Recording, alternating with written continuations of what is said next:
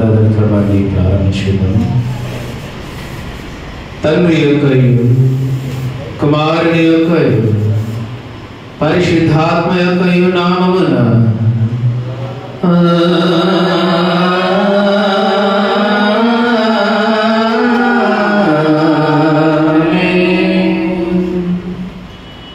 నీ వెలుగును నీ సత్యమును మైనదైన చేయము. అవి నాకు త్రోవ చూపును. అవి నీ పరిశుద్ధ పర్వతమునకును నీ నివాస స్థలమునకును నన్ను తోడుకొనవచ్చును. అప్పుడు నేను దేవుని బలిపీఠములందకు నాకు ఆనంద సంతోషములు కలుగు చేయు దేవుని యొద్దకు చేరదను.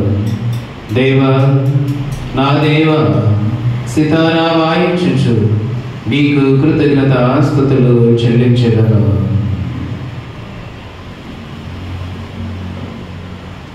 ప్రభునందు ప్రియులారా, యథార్థ హృదయముతో మన తండ్రి అయిన దేవుని సమీపించి ఆయన ఎదుట మన పాపములు ఒప్పుకొని మన ప్రభు అయిన యేసుక్రీస్తు పేరిట మనకు క్షమాపణ దయచేయమని వేడుకొందాము.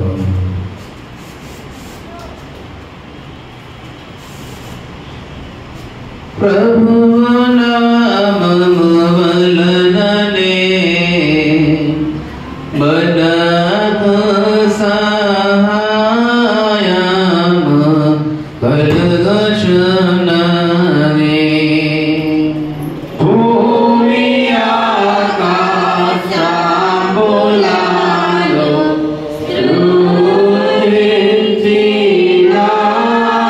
సృజించినాడు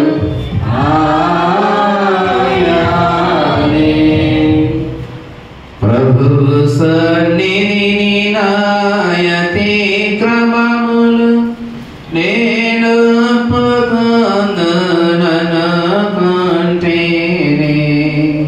నీవు నా పాపదోషం పరిహరించి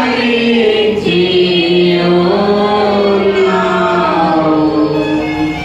మా సృష్టికర్తవు విమోచకుడు అయిన సర్వశక్తి గల దేవ, దీనులకు పాపుల మగమేమో స్వాభావికముగా పాపులమని అపవిత్రులమని తలంపు వలన మాట వలన క్రియ వలన నీకు విరోధముగా పాపము చేసితి మరియు నీ ఎదుట ఒప్పుకొనుచున్నాము.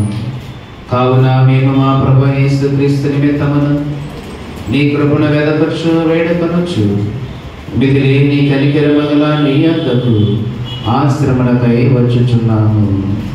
మా కలుగు చెడిపోటకి నీ జంతువులకు మారించిన మిగుల కరుణ కలదేవ మమ్మల్ని కనికరించి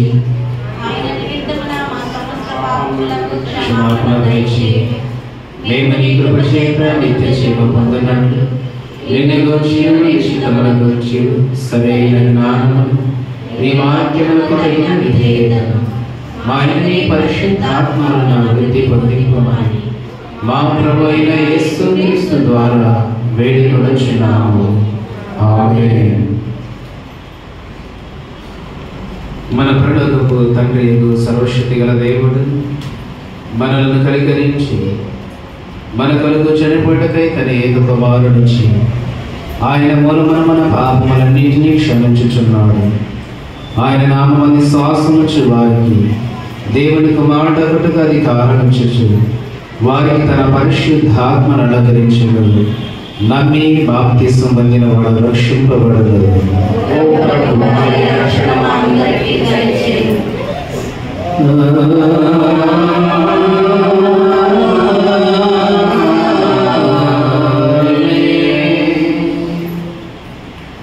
త్రిత్వమ తర్వాతి 16వ ఆదివారం కొరకు ఏర్పాటు చేయబడిన ప్రారంభ గీతమును చదవబడింది. త్రిత్వం తర్వాతి 16వ ఆదివారం కొరకు ఏర్పాటు చేయబడిన ప్రారంభ గీతమును చదవబడిందాము. ప్రభువా, దినమెల్ల నీకు మొరపెట్టుచున్నాను, నన్ను కరుణింపుము. ప్రభువా, నీవు దయాళుడవు, క్షమించుటకు సిద్ధమైన మనస్సు గలవాడవు. నీకు మొరపెట్టు వారందరి ఎడల కృపాతిశయము గలవాడవు. యెహోవా, నేను దీనుడను దరిద్రుడను, చెవియొగ్గి నాకు ఉత్తరమిమ్ము. తండ్రికిన్ కుమారునికిన్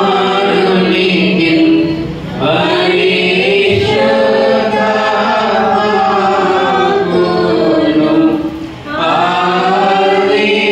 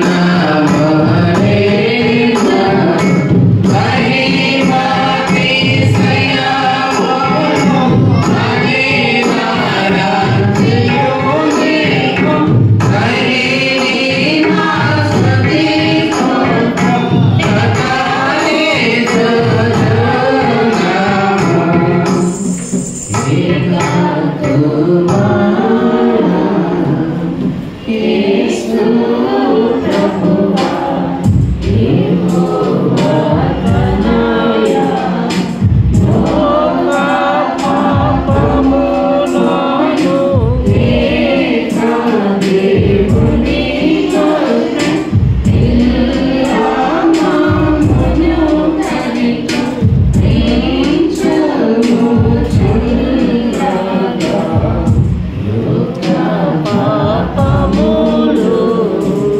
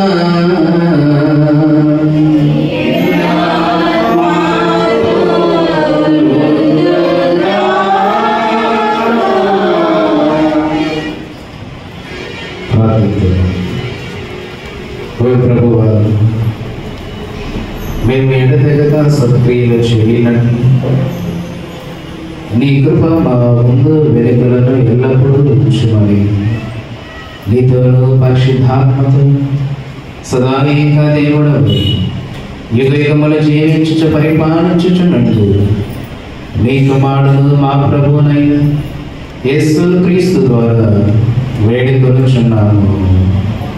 ఆమేన్. దయచేసి అందరూ కూడా కూర్చోండి.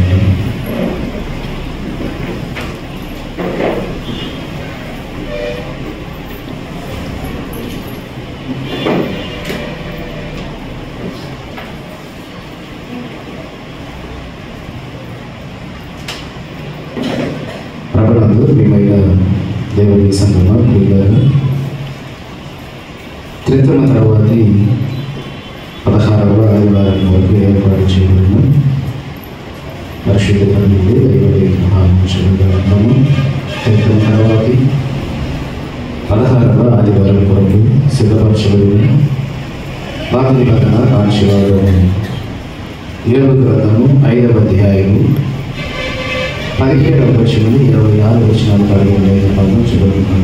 యోబు గ్రంథము 5వ అధ్యాయం 17వ వచనం నుండి 26 వచనాలు కలిగిన లేఖన భాగం చదువుకుంటాము.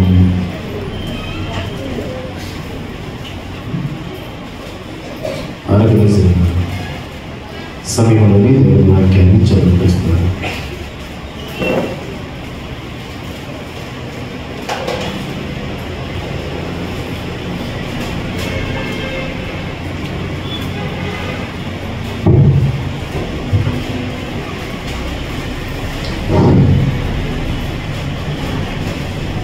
ఋతువు తర్వాత 16వ ఆదివారం కొరకు ఏర్పాటు చేయబడిన పాత నిబంధన పాఠ్యభాగం చదువుకుందాం. యోబు గ్రంథం 5వ అధ్యాయం 16 నుంచి 26 వచనాలు చదువుకున్నాం. 17 నుంచి. దేవుడు గద్దించు మనుష్యుడు ధన్యుడు, కాబట్టి సర్వశక్తులకు దేవుని శిక్షను తునీకరింపకము. ఆయన గాయపరచి గాయమును కట్టును, ఆయన గాయము చేయును, ఆయన చేతులే స్వస్థపరచును. 6 బాధలలో నుండి ఆయన నిన్ను విడిపించును. 7 బాధలు కలిగినను నీకు ఏ కీడును తగలదు. క్షామకాలమున మరణము నుండి యుద్ధమున ఖడ్గముల నుండి ఆయన నిన్ను తప్పించును. నోటి మాటల చేత కలుగు నొప్పి నీకు తగలకుండా ఆయన నిన్ను చాటు చేయు. ప్రళయము వచ్చినను నీవు దానికి భయపడవు. పొలములోని రాళ్లతో నీవు నిబంధన చేసుకొని ఉండు. అడవి మృగములు నీతో సమ్మతిగా నుండును. ప్రళయమును క్షామమును వచ్చినప్పుడు నీవు వాటిని నిర్లక్ష్యము చేయదు. అడవి మృగములకు నీవు ఏమాత్రమును భయపడవు. నీ డేరా క్షేమ నివాసమని నీకు తెలిసి ఉండును. నీ ఇంటి వస్తువులను నీవు లెక్క చూడగా ఏది పోయి ఉండదు. మరియు నీ సంతానము విస్తారమగుననియు నీ కుటుంబీకులు భూమి మీద పచ్చిక వలె విస్తరించుదురనియు నీకు తెలియను. వాటి కాలమున ధాన్యపు పనులు ఇల్లు చేరినట్లు పూర్ణ మనస్సు కలిగిన వాడివై నీవు సమాధికి చేరేదు. ఈ వాక్యంతో ముగించదు.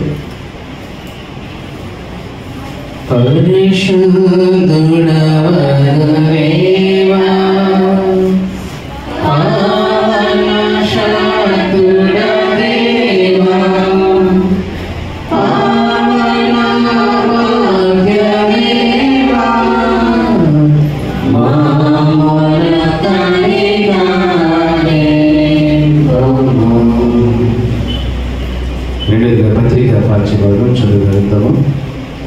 అపోస్తలుడైన పౌలు గారు హెబ్రీయులకు రాసిన పత్రిక 12వ అధ్యాయము 18వ వచనం నుండి 24వ వచనాల వరకు లేఖనం చదువుతున్నాం. హెబ్రీయులకు రాసిన పత్రిక 12వ అధ్యాయము 18వ వచనం నుండి 24 వచనాలు కలిగిన లేఖన భాగమును పత్రికా వాచ్యభాగంగా చదువుతున్నాం. మా స్త్రీలు మరొకరు పత్రికా వాచ్యభాగం చదువుకుంటామని మనం చేస్తున్నాము.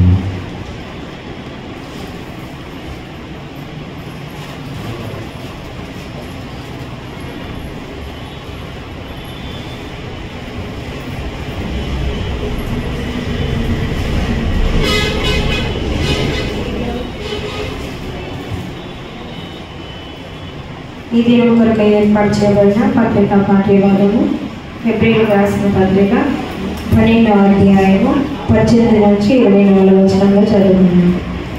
సృష్టించి తెలుసుకోదగినట్టు మండుచున్నట్టు కొండకును అగ్నికిని కారు మేఘమునకును గాఢంధకారమునకును తుఫానుకును బోరధ్వనికిని మాటల ధ్వనికిని మీరు వచ్చి ఉండలేదు. ఒక జంతునైనను ఆ కొండను తాకిన ఎడల రాళ్లతో కొట్టబడవలనని ఆజ్ఞాపించిన మాటకు వారు తాళలేక ఆ ధ్వని వినిన వారు మరి ఏ మాటయు తమతో చెప్పదవలనని బతికలాడుకొనేది. మరియు ఆ దర్శనం ఎంతో భయంకరముగా ఉన్నందున మోషే నేను మిక్కిలి భయపడి మండుచున్నాను.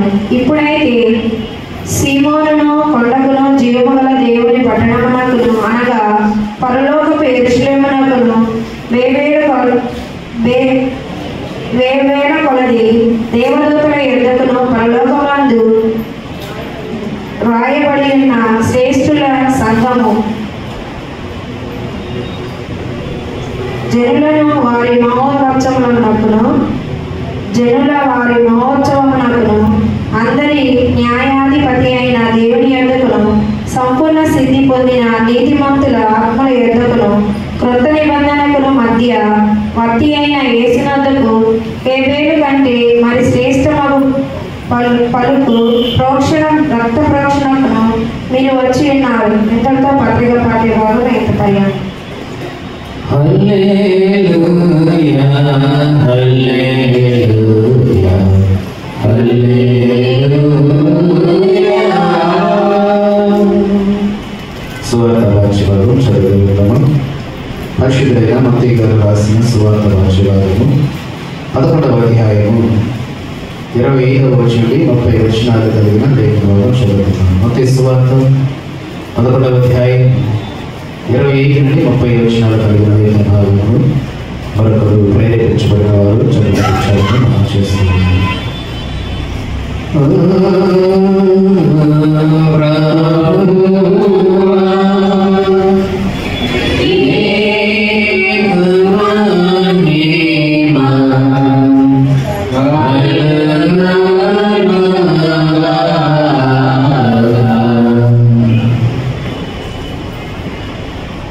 ఈ దినం కొరకై ఏర్పాటు చేయబడిన స్వార్థ పాఠ్యభాగము మత్తయి సువార్త 11వ అధ్యాయము 25 నుంచి 30 వరకు చదువు. ఆ సమయంలో యేసు చెప్పినది ఏమనగా, తండ్రి ఆకాశమునకును భూమికి ప్రభువా నీ ఆజ్ఞలకును వివేకులకు ఈ సంగతులను మరుగు చేసి పసిబాలులకు బయలుపరచిన వారిని నిన్ను స్తుతించుచున్నాను. అవును తండ్రి, ఇలాగ చేయుట నీ దృష్టికి అనుకూలమైనది. సమస్తమును నా తండ్రి చేత నాకు అప్పగింపబడిన ఎన్నాది.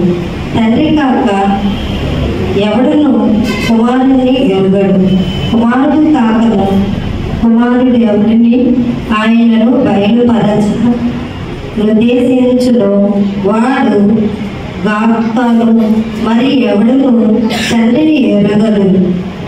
ప్రయాసపడి భారము మోలుచున్న సమస్త జనులారా నా ఎద్దుకు రండి, నేను మీకు విశ్రాంతి కలుగజేసేదను.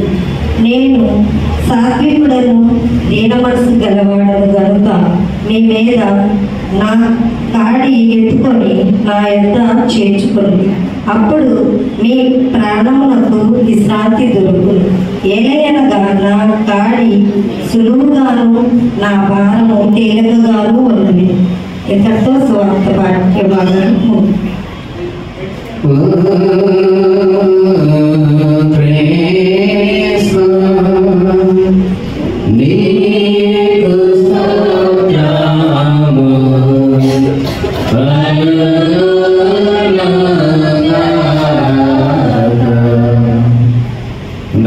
నిలబడి ఉండగా మనందరం కలిసి అపోస్తుల విశ్వాస ప్రమాణం ఒప్పుకుందాము. భూమి ఆకాశములను సృష్టించి సమశక్తి తండ్రి అయిన దేవుని నమ్ముచున్నాను. ఆయన ఏక కుమారుడు మన ప్రభు అయిన యేసుక్రీస్తు నమ్ముచున్నాను. ఈయన పరిశుద్ధాత్మ వలన గర్భమున ధరింపబడి కనీనా మరేకపుంచి పొంతి పిలాతు అధికారం మీద శ్రమపడి సిలువ వేయబడి చనిపోయి సమాధి చేయబడినది, అదృశ్య లోకంలోనికి దిగినది, చనిపోయిన వారిలో నుండి మూడవ దినమున లేచి పరలోకమున ఎక్కి సర్వశక్తి గల తండ్రి దేవుడి కుడి చేతి వైపున కూర్చుని ఉన్నాడని సజీవులకును మృతులకును తీర్పు చేయగలడు. అక్కడ నుండి వచ్చిన నేను నమ్ముచున్నాను. పరిశుద్ధాత్మను నమ్ముచున్నాను. పరిశుద్ధ క్రైస్తవ సంఘములు, పరిశుద్ధుల సహవాసములు, పాప క్షమాపణలు, శరీర పునరుద్ధానములు, నిత్య క్షేమములని నమ్ముచున్నాను. ఆమేన్. దయచేసి అందరూ కూడా కూర్చుని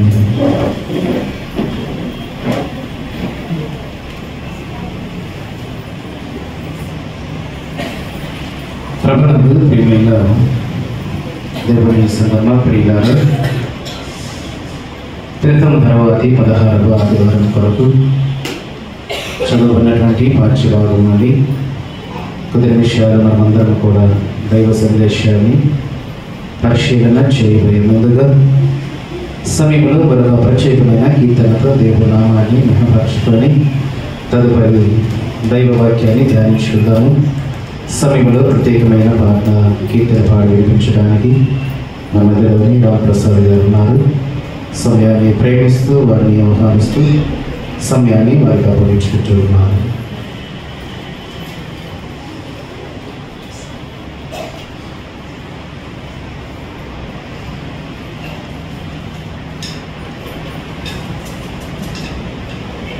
మనిషి దేవుని తప్పించుకుందువా, సమకూర్చుకుందువా. మనిషి దేవుని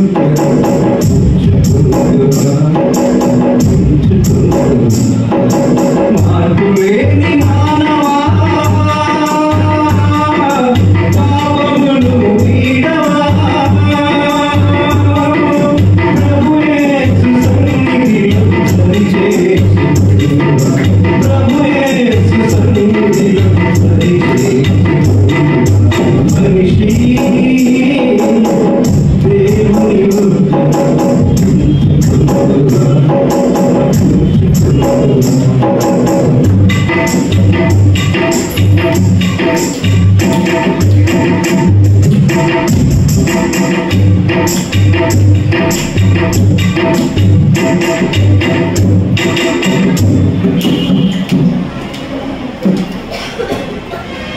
మంచితనము నీతి మోసముతో వ్యర్థమైన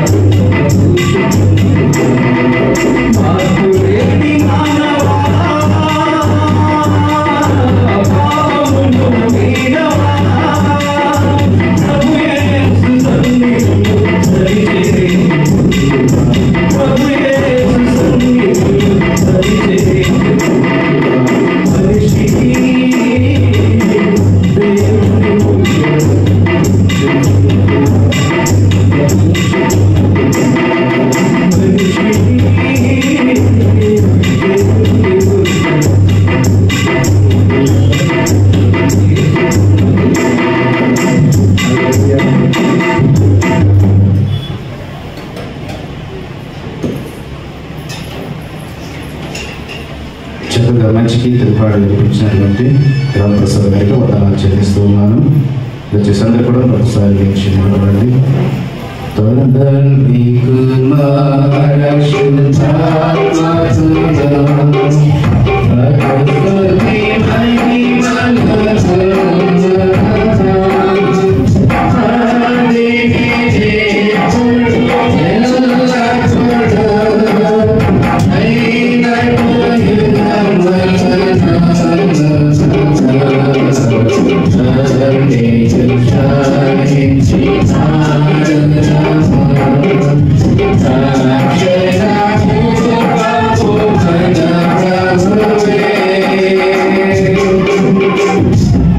భరతంగైన దేవుని నుండి కుమారుడైన యేసుక్రీస్తు వారి నుండి కృపా సమాధానము మీకు కలుగును గాక.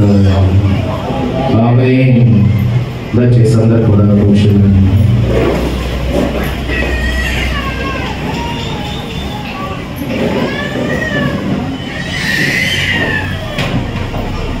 ప్రభునందు ప్రియమైన క్రైస్తవ సంఘమా, దేవుని ప్రియులారా,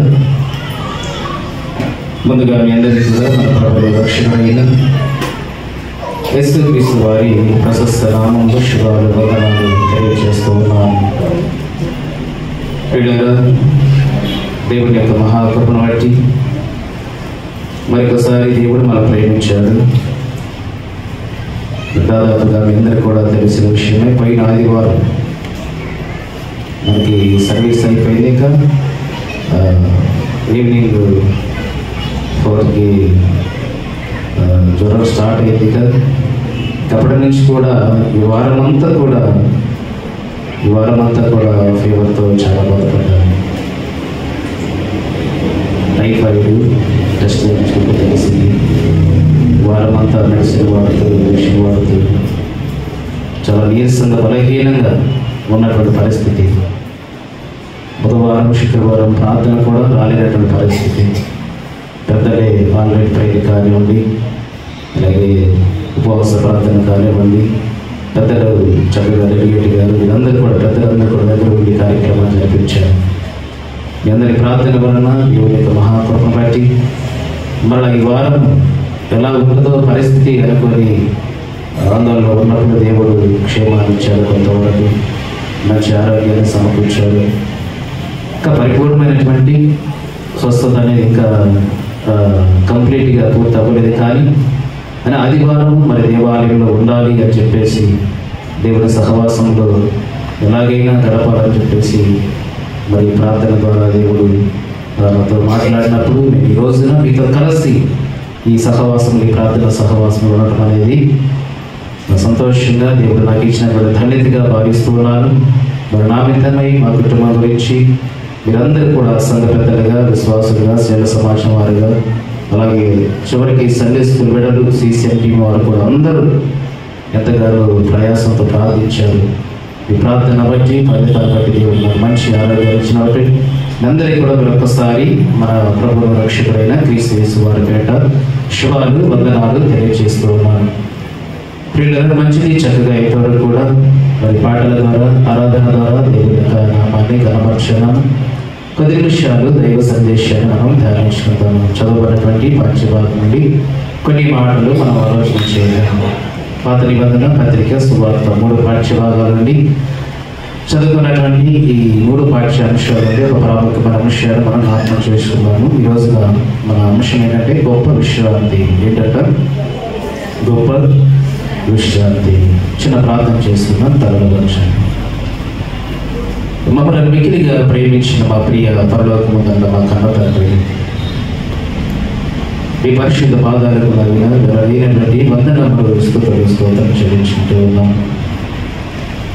దేవా, మీ ఉన్నతమైన మహా సంకల్పాన్ని బట్టి మీ పిల్లలుగా మమ్మల్ని అందరూ కూడా నాయన మరొకసారి మా జీవితాల్లో గతించిపోయిన కాలమంతి నాయన వారమంతి కూడా నాయన మాకు క్షేమాన్ని అనుగ్రహించారు.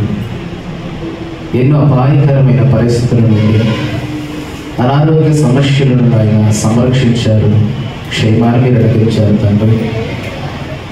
నాయన అందును బట్టి మీరు ఇచ్చినటువంటి ఈ ఆరోగ్యాన్ని బట్టి నాయన ఈ పరిశుద్ధ ఆదివారి ఆరాధనలో మీ సన్నిధానంలో చేయాలి. మిమ్మల్ని ఆరాధించాలని, ఘనపరచాలని, మహిమపరచాలని తండ్రి సంఘముగా, సమూహముగా నాయన వారితో కలిసి మీ సేవకులుగా నేను తండ్రి పాటల ద్వారా ఆరాధించాను. కొద్ది నిమిషాలు నాయన వాక్యము ద్వారా పరిశీలన చేయడానికి సిద్ధపడుతూ ఉండగా మీ పిల్లలుగా తండ్రి మాకు ఏం అవసరమో నాయన, మా జీవితాలకు ఏ మాటలు అయితే అవసరమైనవో మీ ఆత్మచేతనైన మాటలు మీరు మాట్లాడించమని ప్రార్థిస్తూ ఉన్నాను. కొన్ని మాటలు ఆయన శ్రేష్టమైన సంగతులు, పరలోక సంబంధమైన జ్ఞానాన్ని సంపాదించుకునే క్రమంలో మేమందరము కూడా ఆయన శ్రద్ధ కలిగి, ఆసక్తి కలిగి మీ సన్నిధానంలో చేరి ఉండగా తండ్రి నాయన మా ఆత్మలను ఉత్తేజపరచి మా ఆత్మీయ జీవితాన్ని సరిచేసుకోగలిగినటువంటి మాటలు నాయన మీ గ్రంథము ద్వారా మీరు మాతో మాట్లాడి మా ఆత్మీయ స్థితిని నాయన మరింతగా నాయన మీకు దగ్గరగా జీవించడానికి, మీకు అనుకూలంగా మార్చుకోవడానికి కావాల్సినటువంటి నాయన వాక్యానుసారమైన భక్తిని మాలో వృద్ధి పొందింపమని మా ప్రభువును రక్షకుడైన క్రీస్తు యేసు వారి పేరిట ప్రార్థించి అడిగి వేడుకుంటున్నాము తండ్రి. ఆమేన్. ప్రభునందు ప్రియమైన దేవుని సంగమా ప్రియులారా, ఈ రోజున మనం చదువుకున్నటువంటి పాఠ్యభాగం చదువుకున్నాం. గొప్ప విశ్రాంతి. విశ్రాంతి అనగా రెస్ట్. విశ్రాంతి అనగా లేదా నెమ్మది. ఎప్పుడు ఈ మనిషికి విశ్రాంతి దొరుకుతుంది, ఎప్పుడు ఈ మనిషికి రెస్టింగ్ ప్లేస్ అంటే పరిపూర్ణతలోకి ఎప్పుడు వెళ్ళిపోతాడు? మానవులుగా మనం వచ్చినటువంటి ఈ భూమి మీద ఈ మనిషికి నిజంగా దేవుడు ఇచ్చినటువంటి ఈ 70-80 సంవత్సరాల కాలంలో నిజంగా మనిషికి విశ్రాంతి అనేది, నెమ్మది అనేది, పరిపూర్ణమైనటువంటి నెమ్మది, పరిపూర్ణమైన విశ్రాంతి అనేది ఈ మానవానికి దొరుకుతుందనే విషయాన్ని మనం పరిశీలన చేస్తూ ఉన్నాం. అందుకే ఈ రోజున మన అంశం కూడా గొప్ప విశ్రాంతి. గొప్ప విశ్రాంతి. ప్రియులారా, ఈ రోజున మనం అందరం కూడా వారమంతా మన పనుల్లో ఉన్నాం, ఉద్యోగాలు చేసే పరిపాటిలో ఉన్నాం. ప్రేమించి మనకిచ్చినటువంటి ఈ పరిశుద్ధ ఆదివారం మనమందరం కూడా దేవుని సముఖములో ఒక సంఘముగా చేరారు. వేరు వేరు ఉద్యోగాలు, వేరు వేరు కుటుంబాలు, వేరు వేరు ప్రాంతాలు, ఇవన్నీ ఎవరి సామర్థ్యం కొలది వారు ఉన్నప్పటికీ మనమందరము ఒక సంఘముగా, ఒక కూటముగా లేదా ఒక సమూహముగా దేవుని మందిర ఆవరణంలో చేరాం. ఎందుకు దేవుని మందిర ఆవరణంలో మనందరము కూడా చేరి ఉన్నామంటే పిల్లరా, ఈ దేవుని మందిరములో చేరినటువంటి మనమందరము కూడా ఇది మనందరికీ ఒక ఆధ్యాత్మికమైనటువంటి పాఠశాల. ఏంటంటే ఇది ఆధ్యాత్మికమైనటువంటి, అంటే మనలో ఉన్నటువంటి లోపాలను, ఈ జీవితంలో ఉన్నటువంటి ఒడిదుడుకులని, ఈ లోపాలు ఏవైతే ఉన్నాయో వాటిని సరిచేసుకోవటానికి నియమించబడినదే ఈ క్రైస్తవ పాఠశాల, దేవుని మందిరం. అంటే ఎందుకు ఏర్పాటు చేయబడిందంట? వాడు ఎందుకు ఏర్పాటు చేయబడింది? ఈ మందిరం అనే పాఠశాల ఎందుకు ఏర్పాటు చేయబడింది? ఆధ్యాత్మికమైనటువంటి స్థితిని మనం సరిచేసుకోవటానికి, అంటే మనలో ఉన్నటువంటి లోపాలను, మనలో ఉన్నటువంటి అంతర్గత విషయాలను, అంటే దేవునికి, కన్నతండ్రికి విరోధ భావాలు కలిగించే ఆలోచనలను, ఈ ఉద్దేశాలు, ఇవన్నీ కూడా ఈ జీవితంలో ఏవైతే ఉన్నాయో వాటిని దేవుడు మనకిచ్చినటువంటి గ్రంథము ద్వారా మనం పరిశీలన చేసుకొని, వాటిని మనం చదువుకొని, ఇదిగో మనలో ఏవైతే దేవునికి ఆటంకకరంగా ఉన్నాయో, ఆయాసకరంగా ఉన్నాయో వాటిని ఈ విన్నటువంటి మాటల ద్వారా, దేవుడు మనతో చెప్పినటువంటి సందేశం ద్వారా ఏం చేయాలని వాటిని సరిచేసుకోవటానికి నియమించబడినదే ఈ ఆధ్యాత్మికమైనటువంటి దైవ పాఠశాల. అందుకే మనం ప్రతి వారం కూడా ఇక్కడికి వస్తూ ఉన్నాం. ఎందుకు వస్తున్నాం అంటే ఇది మనలో ఉన్నటువంటి లోపాలు, మనలో ఉన్నటువంటి పొరపాట్లు, మనలో ఉన్నటువంటి భావాలు, ఇవన్నీ కూడా మనకు తెలుసు తెలియకు ఈ సమాజంలో ఈ జీవన ప్రయాణములు అవసరం లేకపోయినా అవసరానికి మించి కొన్ని సందర్భాలు మనం మాట్లాడుతూ ఉంటాం, కొన్ని సందర్భాలు చేయలేని పనులు చేస్తూ ఉంటాం, కొన్ని సందర్భాల్లో మాట్లాడకూడనటువంటి మాటలు మనం మాట్లాడుతూ ఉంటాం, తోలనాడుతూ ఉంటాం.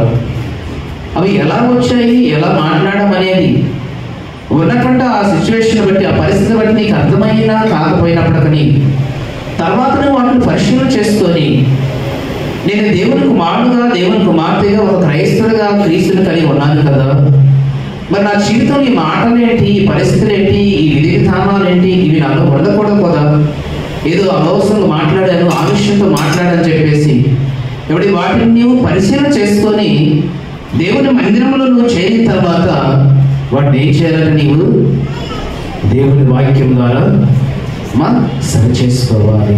అందుకొరకు నియమించబడిందే ఈ వేద గ్రంథ పాఠశాల. నిజంగా ఇక్కడ భక్తి భయం అనేది ఉంటే, నిజంగా ఇక్కడ దేవుడు ఉన్నాడనే భావన, దేవుడు ఉన్నాడనే భక్తి ఉంటే, నిజంగా మనం భయపడవలసింది మనం మాట్లాడిన మాటను బట్టి, మనం చేసిన పనిని బట్టి పశ్చాత్తాపడాలని ఖచ్చితంగా.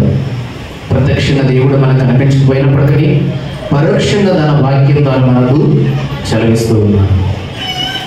కానీ ఈ పాఠశాలలో వచ్చినటువంటి మనం అందరం కూడా నేర్చుకున్న అంశాన్ని బట్టి, నేర్చుకున్న విషయాన్ని బట్టి మన ఆధ్యాత్మికమైనటువంటి స్థితిని దినదినం కూడా మెరుగుపరుచుకునే ప్రయత్నంలో ముందుకు వెళ్ళాలి. ఎందుకంటే ప్రియులారా, భూమి మీద ఏ మనిషి కూడా మనం చూస్తూ ఉన్నాము.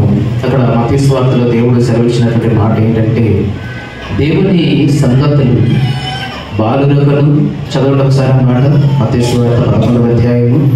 ఎవరికి మరుగు చేసి ఉన్నాడంటే ఆ మాటలు, ఏమంటే దేవుని యొక్క మహాజ్ఞానాన్ని, దేవుని యొక్క ఆలోచనలు ఎవరికి మరుగు చేసి ఉన్నాడు అక్కడ మనం చూద్దాం ఒకసారి. మత్తయి సువార్త 11వ అధ్యాయం ఏం రాయబడింది అక్కడ? చదువుకున్నాం కదా. ఆ సమయమున యేసు చెప్పినదేమనగా, తండ్రి ఆకాశమునకును భూమికిని ప్రభువా, నీవు జ్ఞానులకును వివేకులకును ఈ సంగతులను మరుగు చేసి పసిబాలులకు బయలుపరిచిన వానివని నిన్ను స్తుతించుచున్నాను. అమ్మా, అవును తండ్రి, ఇలాగు చేయుట నీ దృష్టికి అనుకూలమాయను. సమస్తమును నా తండ్రి చేత నాకు అప్పగింపబడి ఉన్నవి. తండ్రి కాక ఎవడను కుమారుని ఎరుగడు, కుమారుడు కాకను కుమారుడు ఎవడిని ఆయనను బయలుపరచవరచుడు. ఆ మాట చెప్తే ఇవన్నీ కూడా చెప్పుకుంటూ 11:20 ఏమంటున్నాడు అక్కడ? ప్రయాసపడి భారము మోచున్న సమస్త జనులారా నా ఎదురు రండి, నేను మీకు విశ్రాంతి. విశ్రాంతి మన అంశం కూడా అది. ఈ రోజున గొప్ప విశ్రాంతి. ఏంటి విశ్రాంతి? ప్రయాసపడి భారము మోచున్న సమస్త జనులారా మీరు నా ఎదురు రండి, నేను మీకు విశ్రాంతిని కలుగు చేస్తాను అంటున్నాడు. అంటే మనుషులందరూ కూడా ఏ ప్రయాసముతో భారాన్ని కలిగి ఉన్నారు సమాజంలో? ఏ భారం? భారం అనగా బరువు. భారం అనగా అంటే బరువు. అంటే ప్రపంచ మనుషులందరూ కూడా ఒక భారాన్ని మోస్తున్నారట ప్రయాసముతో. ఏ భారాన్ని మోస్తున్నారని మనం అడిగినప్పుడు, అయ్యా నాది కుటుంబ భారం అండి, నా డబ్బుల భారంతో బాధపడుతున్నాను అయ్యా, ఇదిగో నాది పిల్లల భారంతో అయ్యా, నాకు పిల్లలకి వివాహం కావాలని, నాకు అదే భారం అండి, నాకు ఏ ఆలోచన లేదండి, బాగా చదివించాను, వారికి ఉద్యోగం రావట్లేదు, నా భారం, నా ఆలోచన అంత అదేనండి. ఇలా రకరకాల ఎవరు వారి సామర్థ్యం బట్టి భారము అనగా చాలా మంది భౌతిక సంబంధమైనటువంటి ఆలోచనలను ఉద్దేశించి మాట్లాడుతూ ఉంటారు. కుటుంబ భారమను, అప్పుల భారమను, ఎవరి వ్యవసాయ భారమను, లేదా కుటుంబ బిడ్డల భారం, ఇది మాట వినట్లేదు, నా మాట వినట్లేదు అని చెప్పేసి వాళ్ళే నా భారం అయ్యారండి, నా మాట వినట్లేదు వాళ్ళు అని చెప్పేసి కదా. ఇలాగా మనం మనిషి కుటుంబ జీవన విధానం చూస్తే ఎన్నో రకరకాలైనటువంటి భారములు, రకరకాలైనటువంటి ఆలోచనలు, రకరకాలైనటువంటి బాధ్యత కలిగి ఈరోజు క్రైస్తవ సమాజంలో మనం అందరం కూడా చూస్తాం ప్రియులారా, చాలా మందికి బ్రతుకే భారమైంది కదా. కొంతమందికి ఇవన్నీ భారమైతే, కొంతమందికి అసలు బ్రతకటమే అసలు నా బ్రతికే నాకు భారమైంది అంటారు. ఇవన్నీ చూసి అనుభవించటం కంటే, ఇవన్నీ చూసి నేను ఇలాగ బాధపడటం కంటే, క్షీణించిపోవటం కంటే అసలు చనిపోవడమే మేలు. ఎందుకంటే అసలు నా బ్రతుకు మీద నాకు విరక్తి వేసింది, నా బ్రతుకు మీద నాకు భారం వేసేసింది. ఈ బిడ్డల జీవితాలు ఏంటి, కుటుంబ వ్యవస్థ ఏంటి, ఈ సమాజ పరిస్థితులు ఏంటి, ఏమంటే ఈ సమస్యలు ఏంటి, కుటుంబంలో ఈ భారం ఏంటి, సమస్యలు ఏంటి, బయటికి వెళ్తే తలెత్తుకోలేని పరిస్థితి, ఎవరి దగ్గర కాసేపు కూర్చోలేని పరిస్థితి, ఎవరు ఏమంటారని చెప్పేసి, ఎవరు ఏం మాట్లాడతారని చెప్పేసి. ఎందుకంటే నా పిల్లల ద్వారా, నా కుటుంబం ద్వారా, నా బ్రతుకు ద్వారా, నా జీవితం ద్వారా ఇలాంటి భయంకరమైన పరిస్థితులు నా జీవితంలో నాకు ఎదురవుతున్నాయి. కనుక అసలు ఇవన్నీ కూడా నేను ఆలోచన చేసినప్పుడు, ఈ అవమానాలు, నిందలు, ఈ మాటలు, ఇవన్నీ కూడా నేను ఆలోచన చేసినప్పుడు అసలు నాకు బ్రతికే ఏమనిపిస్తుందంట, భారం అయిపోయిందంటండి. బ్రతికే భారం అయిపోయింది. ఎందుకు ఈ బ్రతకడం? చనిపోతే చక్కగా ఉంటుంది, చనిపోతే హ్యాపీగా ఉంటుంది. ఈ నిందల కాడికి, ఈ సమస్యల కాడికి, ఈ మనుషులనే మాటల కంటే, ఈ సూటిపోటి మాటల కంటే అసలు ఈ బ్రతుకును చలించడమే, ఈ బ్రతుకును చాలించడమే మంచిదని చాలా మంది తన బ్రతుకు మీదనే భారం కలిగి విరక్తి కలిగినటువంటి సందర్భాలు కూడా పిల్లరా మనం చూస్తూ ఉంటాం. అదే మన పాత నిబంధన పాఠ్యభాగం చూడగలిగితే, భక్తుడైనటువంటి యోబు గారండి, యోబు గారు తన జీవిత కాలంలో తాను ఎదుర్కొన్నటువంటి పరిస్థితిని బట్టి, తన జీవిత కాలంలో యోబు గారు ఎదుర్కొన్నటువంటి పరిణామాలను బట్టి అక్కడ మాట్లాడుతున్న సందర్భాన్ని మనం చూస్తుంటే, పిల్లల యోబు గారు కూడా తన బ్రతుకు భారమైపోయిందంటండి. ఏమైందంటే యోబు గారికి కూడా ఎలాంటి వాడు కన్నా యోబు గారు తెలుసు కదా, నీతిమంతుడు, యథార్థవంతుడు, న్యాయవంతుడు, దేవుని యందు భయభక్తులు కలిగిన వాడు, చెడుతనమును విసర్జించిన వాడు. ఎలాంటి వాడు యోబు గారు? చెడుతనమును విసర్జించిన వాడు, దేవుడంటే భయభక్తులు కలిగిన వాడు, న్యాయవంతుడు, నీతిమంతుడు. అంతటి యోబు గారికి తన నోట ద్వారా, తన మాట ద్వారా కూడా కపటము లేనటువంటి, పాపం చేయలేనటువంటి యోబు గారికి ఏమనిపించిందంట? తన బ్రతుకు పట్ల భారం అనిపించిందంట, విరక్తి కలిగిందంట తన బ్రతుకు పట్ల. ఎందుకు తన బ్రతుకు పట్ల విరక్తి కలిగింది, ఎందుకు భారం అనిపించిందంటే, తన గర్భాన పుట్టినటువంటి 10 మంది సంతానం అండి చనిపోయారు, తన సేవకులు చనిపోయారు, తన ఆస్తి గొర్రెమేక మందలు, తనకు ఉన్నటువంటి యావదాస్తి సమస్తము కూడా ఏదైతే తన జీవితంలో చూడగలుగుతున్నాడో, ఏదైతే తన జీవితంలో రావాలనుకున్నాడో ఖచ్చితంగా అవి వచ్చేసాయి. తన కళ్ళానవన్నీ కూడా చూశాడు. ఒకే దినమున 10 మంది కుమారులను, కుమార్తెలను పోగొట్టుకున్నాడు. సంపద, యావదాస్తి, గొర్రెమేక మందలు, పరివారు ఇవ్వకపోతే పోయినాయనుకుంటే, తన రక్తాన్ని పంచుకొని పుట్టినటువంటి తన కుమారులు కూడా ఏమైపోయారు? చనిపోయారు. చూడడానికి ఎలా ఉంటుందో తన పరిస్థితి, తన జీవన విధానం ఎలా ఉందో చూడండి, తన భక్తి ఎలా ఉందో చూడండి.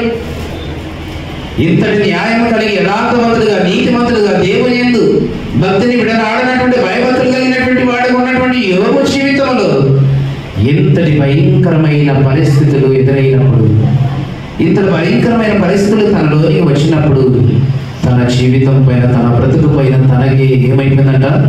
విరక్తి కలిగి భారముగా మారిపోయిందంట. ఎందుకు ఇలాంటి బ్రతుకు నాకు, ఎందుకు ఇలాంటి జీవితం నాకు, నేను ఏ తప్పు చేశాను, ఏ పాపం చేశాను, నేను దేవుని యందు భక్తి కలిగి, భయం కలిగి, నీతిగా, న్యాయంగా, యథార్థంగా బ్రతుకుతూ ఉన్నాను కదా. చెడుతనం అనేది నా జీవితంలో చోటు లేదు కదా. అలాంటి నా జీవితంలో ఎందుకు ఇలాంటి పరిస్థితులు, ఎందుకు ఇవన్నీ చూడడం కొరకేనా నేను బ్రతికున్నది? 2-3 అధ్యాయాలు మనం చూస్తే ప్రియులారా, తన పుట్టుకను కూడా నిందించుకుంటాడండి.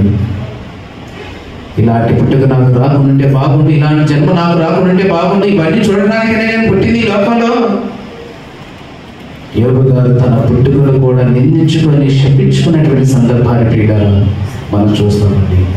2-3 అధ్యాయాలు అలా తన బ్రతుకు మీద భారం కలిగినప్పుడు, తన బ్రతుకు మీద తనకు విరక్తి కలిగి నిరాశ ఉన్నప్పుడు, తన స్నేహితుడైనటువంటి ఎలీఫాజు తనతో చెబుతున్నటువంటి మాట, యోబు ఎందుకు నువ్వు బాధపడుతున్నావు? యోబు ఎందుకు నువ్వు బాధపడుతున్నావు? ఎందుకయ్యా?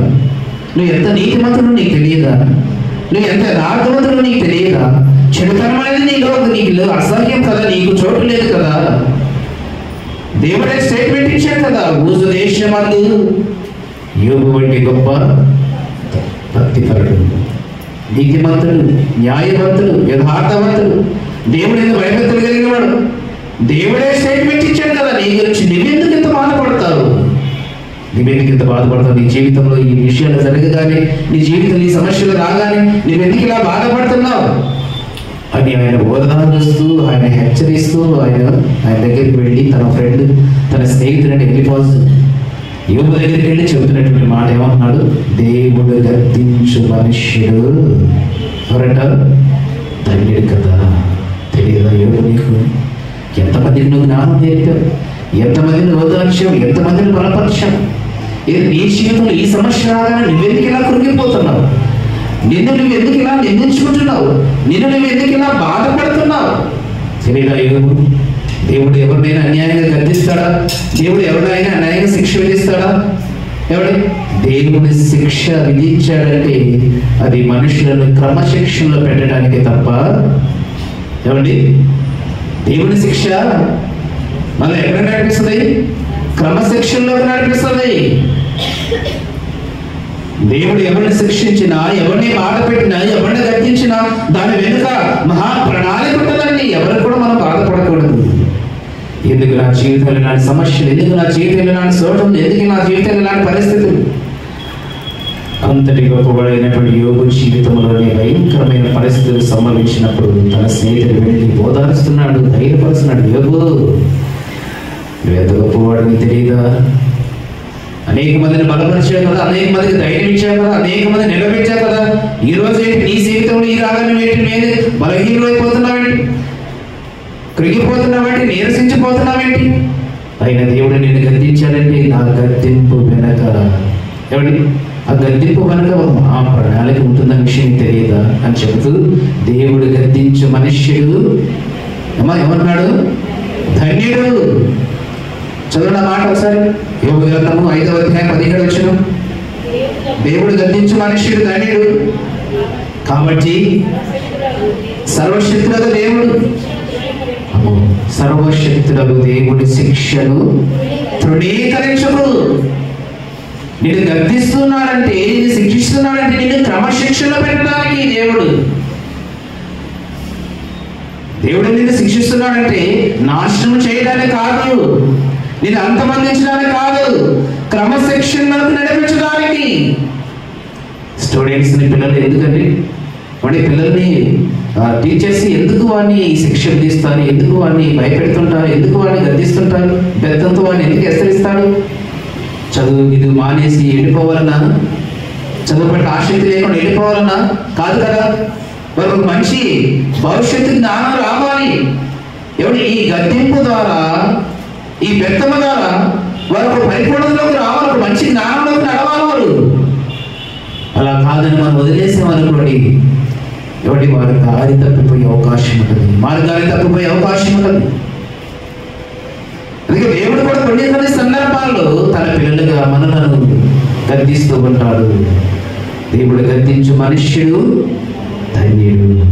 సర్వశక్తుని యొక్క శిక్షను తృణీకరించొద్దంటున్నాడు. ఎందుకంటే దేవుడు ఎవరిని శిక్షిస్తాడట? దేవుడు ఎవరిని శిక్షిస్తాడు, ఎవరిని గద్దిస్తాడు? ఎవరిని గద్దిస్తాడట? దేవుడు ఎవరిని ప్రేమించేవాడే కదా. సామెతల గ్రంథం ఒకసారి చూడండి, 6వ అధ్యాయం. అంటే ఒకసారి మనం సామెతల గ్రంథాన్ని మనం చూడగలిగితే 6వ అధ్యాయం ఒకసారి మనం చూడండి. ఆ మాట ఏమంటాడు? సామెతల గ్రంథము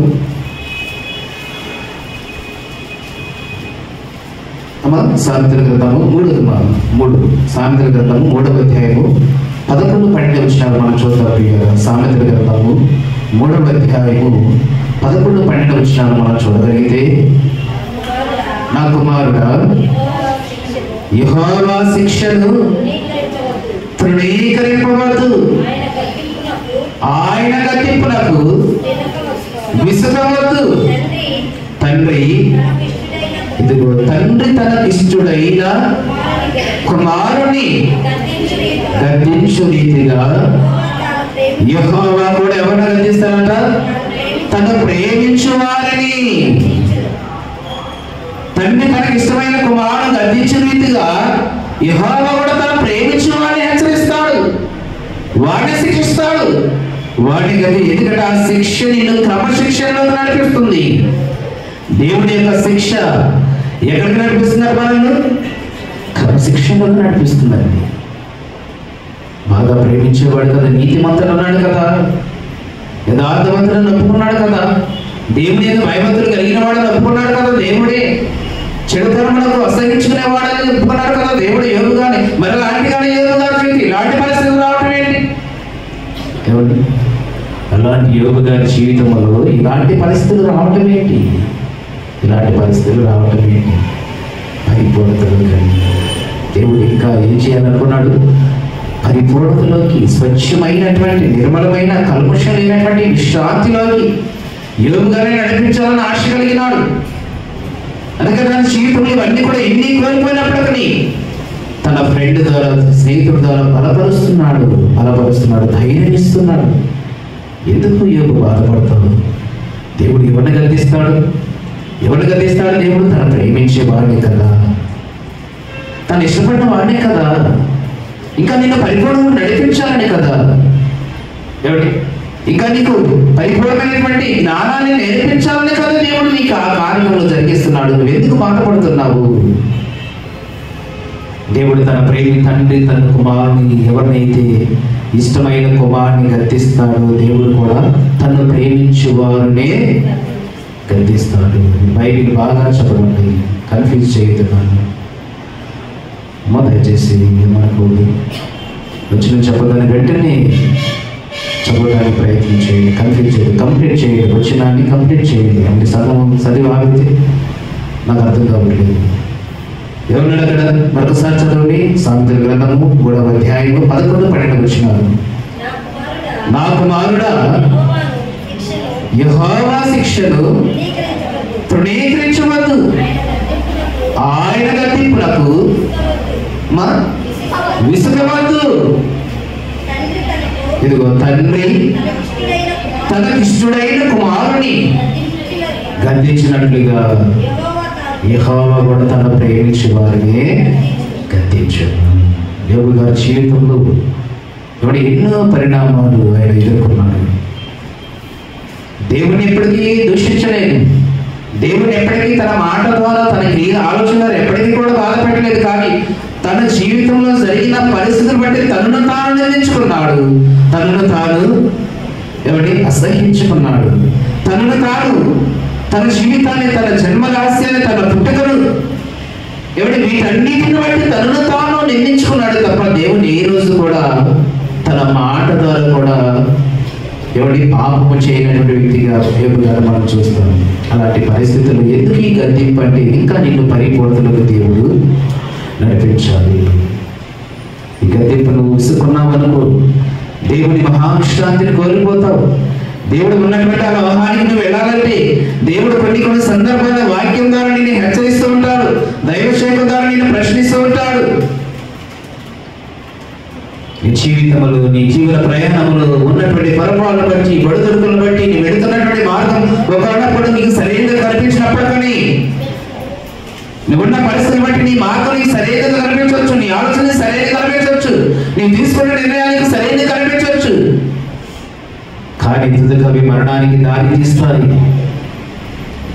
ప్రతి ఆలోచన, ప్రతి విషయాన్ని, ప్రతి అంశాన్ని కూడా క్షుణ్ణంగా పరిశీలన చేయాలి. వాక్యం ద్వారా, దేవుని యొక్క ప్రార్థన ద్వారా, దేవుని యొక్క వాక్యం మేరకు, దేవుని యొక్క ఆలోచన మేరకు మనం ముందుకు వెళ్ళాలి. ఏ విషయాలైనా కానివ్వండి.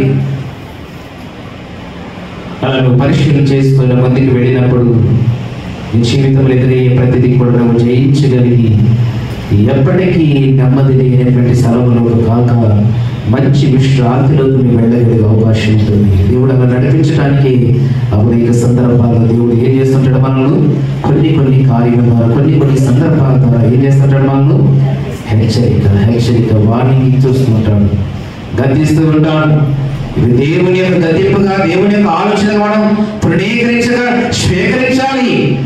సరే, నేను వెళ్ళే మార్గం సరైనది కాదేమో, నేను తీసుకున్న డిసిషన్ కరెక్ట్ కాదేమో, అందుకే దేవుడు వాక్యం ద్వారా మాట్లాడాడు అందుకే దేవుడు వాక్యం ద్వారా ఇలా ప్రశ్నించాడు, ఇలా హెచ్చరించాడని చెప్పేసి నిన్ను నీవుగా పరిశీలన చేసుకొని ఆయన ఇచ్చిన శిక్షకు నీవు ఎవరి శిరస్సు వహించాలి. ఎందుకంటే ఆయన శిక్షకు నువ్వు శిరస్సు వహిస్తే నీవు క్రమశిక్షణ కలిగి ఉంటావు.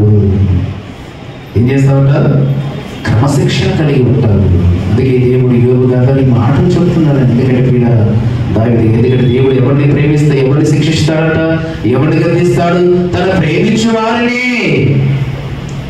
దావీదు గారు తన జీవితంలో ఉరియాబాయితో ఎవరి విచారణ చేసినప్పుడు నాతాన్ అనే ప్రవక్త ద్వారా ఏం చేశాడు? హెచ్చరిక. ప్రవక్త ద్వారా నాతాను వెళ్ళు, దావీదుకి వెళ్ళి నువ్వు ఇలా చెప్పు, నేను రాజుగా నియమించాను, ఆయన అభిషేకించాను, ఇశ్రాయేలు ప్రజలను పరిపాలించిన ఒక రాజుగా నియమించాను. అతనేంటి నియమించబడిన రాజు, అభిషేకించబడిన రాజు తనేటిగా పాపం చేస్తున్నాడు, తనేటిగా అభిషేకం చేస్తున్నాడు, దేవుడు భయం లేకుంటున్నాడు. కనుక ప్రవక్తతో చెప్పాడు, నాతాను నువ్వు వెళ్ళి ఏం చెప్పాడు?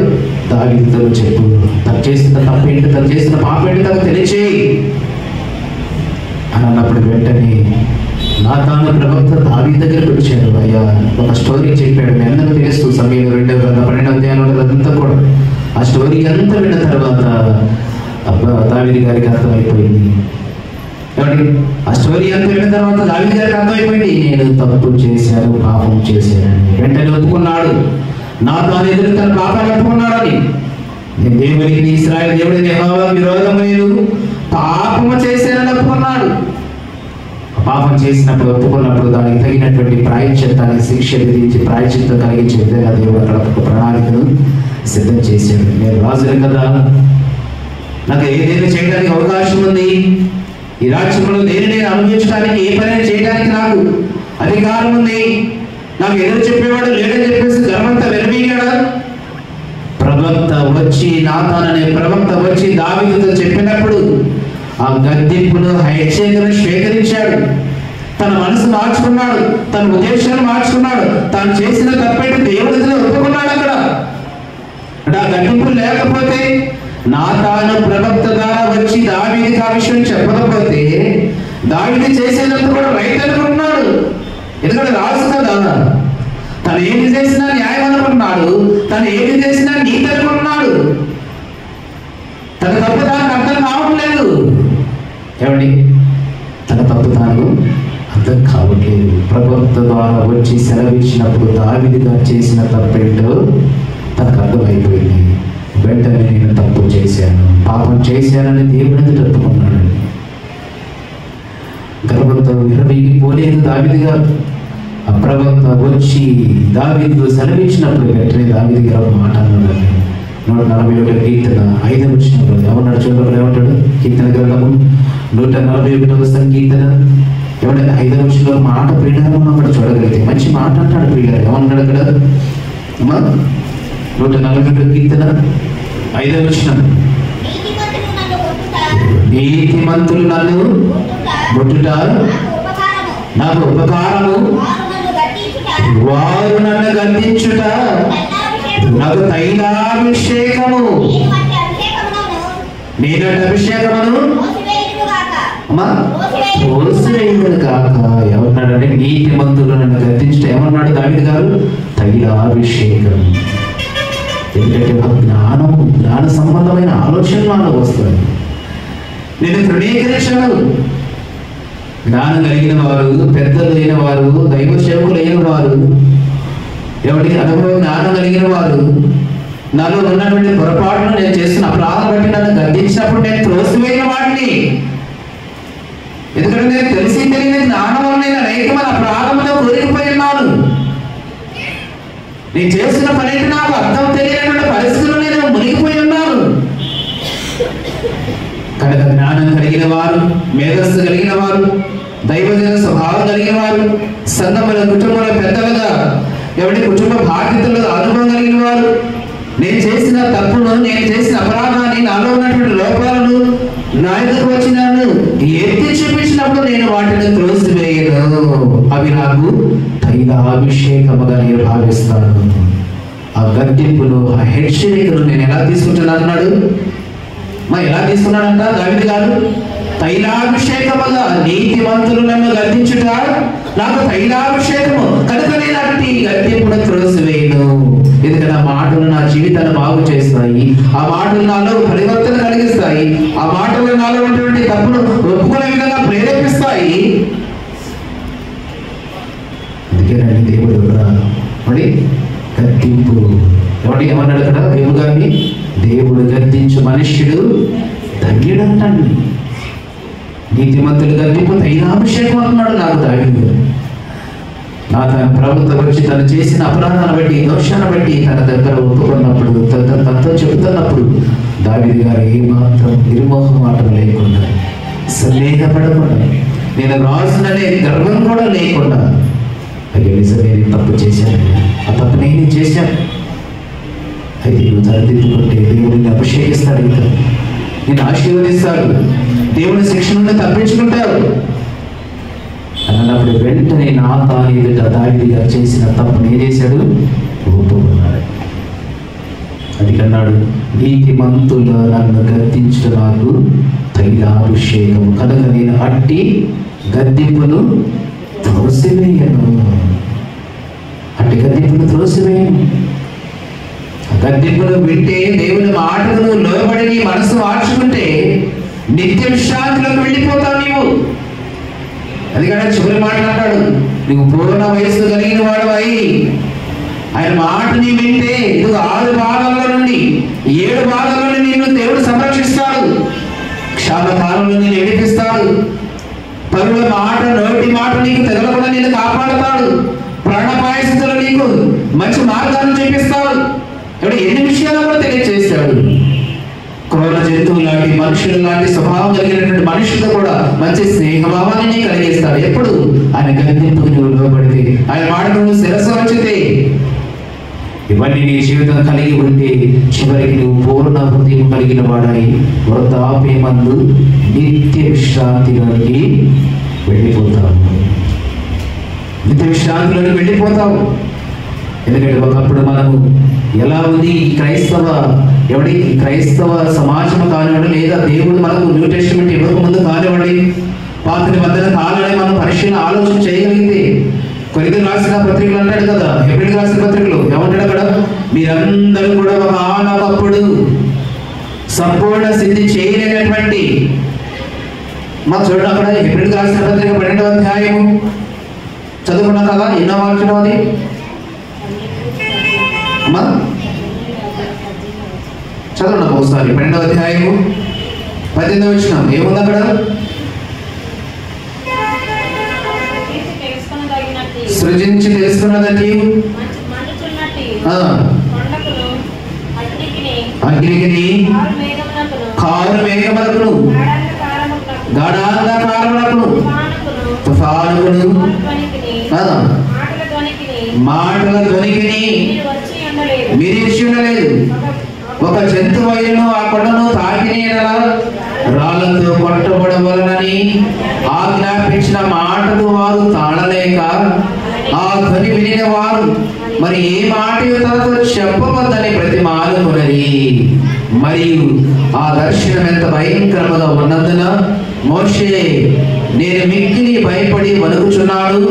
ఇప్పుడైతే సియోనును కొండకును జీవము గల దేవుని పట్టణములను ఆయన ప్రలోభ యెరూషలేమును వేవేల కొలది దేవుని దూతల యొద్దకును పరలోకమందు వ్రాయబడిన జ్యేష్ఠుల సంఘములకును వారి మహోత్సవములకును అందరి న్యాయాధిపతినైన దేవుని యొద్దకును సంపూర్ణ సిద్ధి పొందిన నీతిమంతుల ఆత్మల యొద్దకును క్రొత్త నిబంధనకు మధ్యవర్తి అయిన యేసు వద్దకును హేబేలు గట్టి మరి శ్రేష్టముగా పలుకు ప్రోక్షణ రక్తములకును మీరు వచ్చి ఉన్నారు కనుక మీకు బుద్ధి చెప్పుచున్న వారిని నిరాకరింపకుండానట్లు చూచుకునండి. ఎక్కడికి వచ్చారు మీరు? కొండల ఎందుకు వెళ్ళలేదు. ఇప్పుడు ఒకప్పుడైతే మోషే కాలంలో ఉన్నప్పుడైతే మాట్లాడలేనటువంటి జీవం లేనటువంటి కొండ యొద్దకు మీరు వెళ్ళారు. అక్కడ దేవుడు మాట్లాడాడు కొండతో. కొండ మీద నుండి దేవుడు మీతో మాట్లాడాడు. జంతువుల ద్వారా దేవుడు మీతో మాట్లాడాడు. కానీ ఇప్పుడు ఆ కాలం కాదు, ఇప్పుడు ఆ పరిస్థితి కాదు. మీరు ఎక్కడికి వచ్చారట? క్రొత్త నిబంధనకు మధ్యవర్తి అయినటువంటి క్రీస్తు యేసు యొద్దకు మీరు వచ్చారు. శ్రేష్టమైన జ్యేష్ఠుల సంఘము యొద్దకు మీరు వచ్చారు. అది ఆ కాలము కనుక మీరు వాటి యొద్దకు వెళ్ళారు. కానీ ఇప్పుడు మీరు దేవుని సంఘం యొద్దకు, జీవం గల దేవుని సంఘం యొద్దకు మీరు వచ్చి ఉన్నారు. ఎందుకంటే వాటి ద్వారా, ఆ కాలంలో వాటి ద్వారా మనుషులకు ఏం కలగలేదా? సంపూర్ణ స్థితి లేదు. పరిపూర్ణమైనటువంటి భావమున, పరిపూర్ణమైన విశ్రాంతి అనేది మనిషికి దొరికినటువంటి పరిస్థితి. కానీ ఈ రోజున మీరందరూ కూడా ఎక్కడికి వచ్చారట? యేసుక్రీస్తు యొద్దకు, జీవము కలిగినటువంటి దేవుని కుమారుని యొద్దకు మీరు వచ్చి ఉన్నారు. జ్యేష్ఠుల సంఘములకు, వారి మహోత్సవములకు, అందరి న్యాయాధిపతి అయిన దేవుని యొద్దకు, సంపూర్ణ శుద్ధి పొందిన నీతిమంతుల ఆత్మల యొద్దకు మీరు వచ్చారు. సంపూర్ణ స్థితి. మనిషి కంటే భూమి మీద బ్రతికినంత కాలం, జీవించినంత కాలం పరిపూర్ణమైనటువంటి విశ్రాంతి మనిషికి లేదండి. నిజంగా మనిషికి పరిపూర్ణమైన విశ్రాంతి ఎప్పుడు దొరుకుతుందంటే ఈ దేహాన్ని విడిచిన తర్వాత. ఈ దేహాన్ని విడిచిన తర్వాత నిజమైనటువంటి విశ్రాంతి లేని నీ వెళ్ళాలి అంటే పిల్లరా, ఆ విశ్రాంతి పొందే స్థలము ఏదో మనకి తెలియాలి. ఆ విశ్రాంతి స్థలములో పొందుతున్నటువంటి క్రీస్తు ఎందుకు మనం రావాలి. అందుకే మీరు కొండలు ఎందుకు, గుట్టలు ఎందుకు, ఎవరి జంతువులు ఎందుకు కాదు, మీరు ఇప్పుడు వచ్చింది నీతిమంతుల రక్తము ప్రోక్షింపబడిన క్రీస్తు యొక్క నీతిమంతుల రక్తము ఎందుకు అందరికీ, అంటే ఇశ్రాయేలుకును క్రైస్తవులకి మనందరికీ మధ్యవర్తి అయిన క్రీస్తు యొద్దకు, న్యాయాధిపతి అయినటువంటి క్రీస్తు యొద్దకు మీరు వచ్చి ఉన్నారు కనుక ఈ క్రీస్తు ద్వారానే మీకు నిత్య ప్రవేశము, పరిపూర్ణమైనటువంటి విశ్రాంతి. ఆయన మాటలు వింటే, ఆయన గద్దింపును స్వీకరిస్తే, ఆయన శిక్షను తృణీకరించగా భావిస్తే, యోగగాతో చెప్పినట్లుగా నీవు పూర్ణ వయస్సు గలవాడై సమాధిలోకి ఎలాగైతే నువ్వు వెళ్ళిపోతావో, అలాగే దేవుని మాట, క్రీస్తు మాటను వింటే, ఆయన గద్దింపును, ఆయన శిక్షను తృణీకరించగా నీవు ఉన్నట్లయితే, ఎవరి దేహం విడిచిన తర్వాత మనమందరము కూడా పరిపూర్ణమైనటువంటి విశ్రాంతిలోకి. ఎందుకంటే మనిషి రోజున కుటుంబ భారము, ఈ భౌతిక సంబంధమైనటువంటి భారాలు కలిగి ఉంటున్నాడు తప్ప నిజంగా మనిషి అసలైనటువంటి భారముతో మూలుగుచున్నాడని, ఆ భారము తీసివేయడం ఎవరి వలన కాదని, ఆ భారాన్ని తీసివేయడానికే యేసుక్రీస్తు వారి లోకానికి వచ్చాడనే విషయం ప్రతి మనిషికి అర్థం కావాలి. ఈరోజు ప్రతి మనిషి కూడా ఏ భారంతో ఉన్నాడట? వాడి పాపము అనే భారముతో చిక్కులు పడిపోయాడు. ఏ భారాన్ని మనిషి కలిగించుకోవచ్చు. భౌతిక సంబంధమైనటువంటి భారములు మనిషిలో ఎన్ని ఉన్నా, కుటుంబంలో ఎన్ని ఉన్నా, బిడ్డల పట్ల ఎంత భారం ఉన్నా, కుటుంబంలో ఎన్ని ఉన్నా, అనారోగ్య పరిస్థితులు ఎన్ని ఉన్నా, ఇవన్నీ కూడా మనం మోయలేనటువంటి భారమే కాదు. ఇవన్నీ కూడా ఎవరి భారములన్నీ కూడా మోయలేనటువంటివే కాదు. ప్రతి మనిషి కూడా ఎప్పటికీ భరించలేని భారము, తీర్చుకోలేనటువంటి భారం ఒకటి ఏంటంటే పాపం అనే భారం. ఈ పాపం అనే భారము నుండి ప్రతి మనిషి కూడా విడుదల పొందాలి. అందుకే అందరిని పిలుస్తున్నాడండి మనుషులు అందరినీ. దేవుడికి ప్రయాసపడి భారము మోయించున్నారు. ఎందుకంటే కుటుంబ సమస్యలతో కూడినటువంటి భారాలు మన మీద ఎన్ని ఉన్నప్పటికీ అవి మనం ఏం చేయలేవండి. కొంతకాలం ఉంటాయి, మన నుంచి విడిపోతాయి. ఏదో ఒక విధంగా వాటికి సొల్యూషన్ అనేది, ఒక మార్గం అనేది మనం ఎత్తుకోగలం. కానీ ప్రతి మనిషి మీద ఉన్నటువంటి భారము, పాపం అనే భారానికి మాత్రము క్రీస్తు వారు తప్ప, యేసుక్రీస్తు ద్వారా తప్ప మరి ఎవరి వలన ఆ భారాన్ని మనకు విమోచన లేదు. అందుకే యోహాను గారు ఇది లోక పాపములు మోసుకొని పో దేవుని గొర్రె పిల్ల. ఈ మనుషులందరి యొక్క పాప భారము, ఎవరి ఈ పాప భారముతో ఉండి మనం మరణిస్తే విశ్రాంతిలో వెళ్ళడానికి అవకాశం లేదు. ఈ పాపం అనే భారముతో మనం అందరం కూడా ఈ దేహాన్ని ఇక్కడే తనువును చాలిస్తే నిత్య విశ్రాంతిలోకి మనం వెళ్ళడానికి అవకాశం లేదు. నెమ్మది పొందే స్థలానికి వెళ్ళే అవకాశం లేదు. కనుక ఆ విశ్రాంతిలోకి మనం వెళ్ళాలంటే ఈ పాపం అనే భారం నుండి మనం విడుదల పొందాలి. అది యేసుక్రీస్తు వారు పిలుస్తున్నాడు, ప్రయాసపడి భారము మోయించిన సమస్త జనులారా రండి, నేను మీకు విశ్రాంతి. ఏ విశ్రాంతి? ఏ విశ్రాంతి ఇస్తానంటున్నాడు? నిత్య విశ్రాంతి. నిత్య విశ్రాంతి. ఎప్పటికీ మీకు ఆకలి అనేది ఎవడి చావు అనేది లేనటువంటి మహాలోకాన్ని నేను ఇస్తానన్నాడు మీకు. నిత్య విశ్రాంతి. యేసుక్రీస్తు వారు ఇప్పుడు నెమ్మది పొందుతున్న స్థలంలో మీరు కూడా ఉండాలి. అందుకన్నాడు, నేను వెళ్ళుచున్నాను, మీకు స్థలము సిద్ధపరచ వెళ్ళుచున్నాను. నేనున్న స్థలంలో మీరు కూడా ఉండలాగున్నారు. నిత్య విశ్రాంతి అండి. మనం అందరం కూడా ఈ భూమి మీద ఉన్నంత వరకు మనం సంపాదించుకోవాల్సింది, వెళ్ళవలసిన అసలైన విశ్రాంతి ఏంటంట? యేసుక్రీస్తు వారు ఉండే మహాలోకం. చాలా మంది ఈ కట్టె కాటికి వెళ్ళేంత వరకు ఈ విశ్రాంతి లేదంటారు చాలా మంది. ఎప్పుడైనా నీకు రెస్ట్, ఎప్పుడు పనేనా? ఒక రోజన్నా రెస్ట్ తీస్తావు, ఒక రోజన్నా విశ్రాంతి తీస్తావు, ఒక రోజన్నా పని మానుకో అంటే చాలా మంది అంటుంటారండి. ఈ కట్టె ఉన్నంత, ఈ కట్టె కాటికి వెళ్ళేంత వరకు, లేదా ఈ కట్టె మట్టికి వెళ్ళేంత వరకు, ఈ మట్టికి వెళ్ళేంత వరకు విశ్రాంతి అనేది చాలా మంది ఆ విశ్రాంతి గురించి మాట్లాడుతూ ఉంటారు. కానీ ఇక్కడ యేసుక్రీస్తు వారు చెప్పిన విశ్రాంతి ఏంటంట? ఏ విశ్రాంతి? ఇదిగో లాజరు నెమ్మది పొందుతున్నాడు చూడు. చక్కగా ఈ దేహాన్ని, ఈ తనువును భూమి మీద ఉన్నంత వరకు దేవుడితో మర్చిపెట్టి ఈరోజు తనువును చాలించి చక్కగా దేవుడితో విశ్రాంతి పొందుతున్నాడు. ఎప్పటికీ దుఃఖం అనేది, బాధ అనేది, వేదన అనేది, కష్టం అనేది, సుఖం అనేది, నిద్ర అనేది లేనటువంటి ఆ మహాలోకంలో మనందరూ విశ్రాంతి పొందాలని దేవుడి యొక్క ఆలోచన అండి. ఎందుకంటే నేను సాత్వికుడను. ఎందుకు నేను ఈ విశ్రాంతి మీకు ఇస్తాను? నేను సాత్వికుడను, దీన మనసు గలవాడను. ఏమంటారంట మత్తయి సువార్తలోని? ప్రయాసపడి భారం మోయించిన సమస్త జనులారా నా ఎదుగు రండి, నేను మీకు విశ్రాంతిని కలుగు చేస్తాను. నేను సాత్వికుడను, దీన మనసు గలవాడను కనుక ఇదిగో నేను మీ మీద నా కాడి, మీ మీద నా కాడి ఎత్తుకొని నా ఎత్త నేర్చుకోండి. అప్పుడు మీ ప్రాణాలకు విశ్రాంతి. ఎప్పుడు దొరుకుతుందంటే మీ ప్రాణానికి విశ్రాంతి ఆయన కాడి మనం మోసినప్పుడు అంటుంది. ఎప్పుడు దొరుకుతుందంటే మన విశ్రాంతి? ఈ కుటుంబ భారానికి, ఈ కుటుంబ భారం అనే కాడి నువ్వు తెచ్చినప్పుడు నీకు విశ్రాంతి దొరుకుతుంది. నువ్వు అనుకుంటున్నావు. దేవుడు అంటున్నాడు, నా కాడి నేను మోస్తే నీ ప్రాణానికి నిజమైన విశ్రాంతి ఏంటో అప్పుడు నీకు అర్థమైంది కదండి.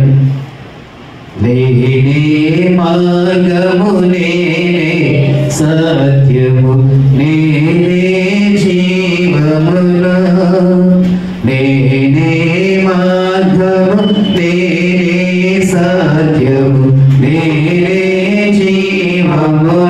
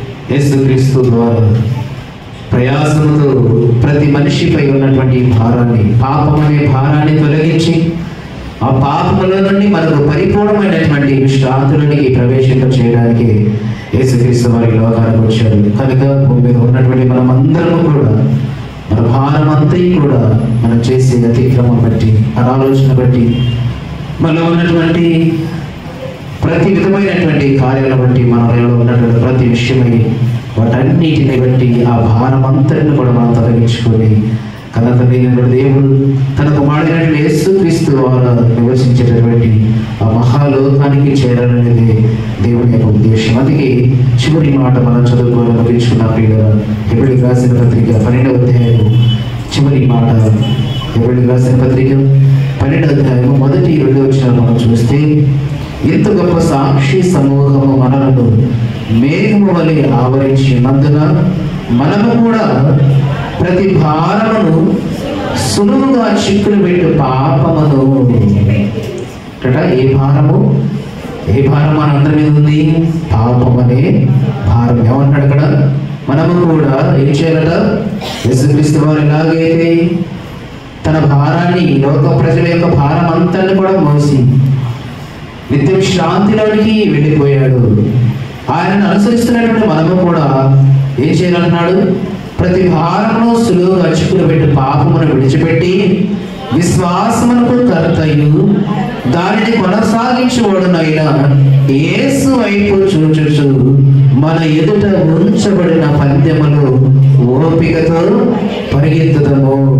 ఆయన తన ఎదుట ఉంచబడిన ఆనందము కొరకైన అవమానమును నిర్లక్ష్యపెట్టి సిలువను సహించి దేవుని సింహాసనం యొక్క కుడి పార్శ్వమున ఆసీనుడై ఉన్నాడు. కనుక మీరు కూడా ఏం చేయాలి? అలసట పడకయు మీ ప్రాణములను విసుగుపై ఉండినట్లు పాపాత్ములు తమకు వ్యతిరేకముగా చేసిన తిరస్కారమాతి ఓర్చుకొనిన ఆయనను తలంచుకునడి.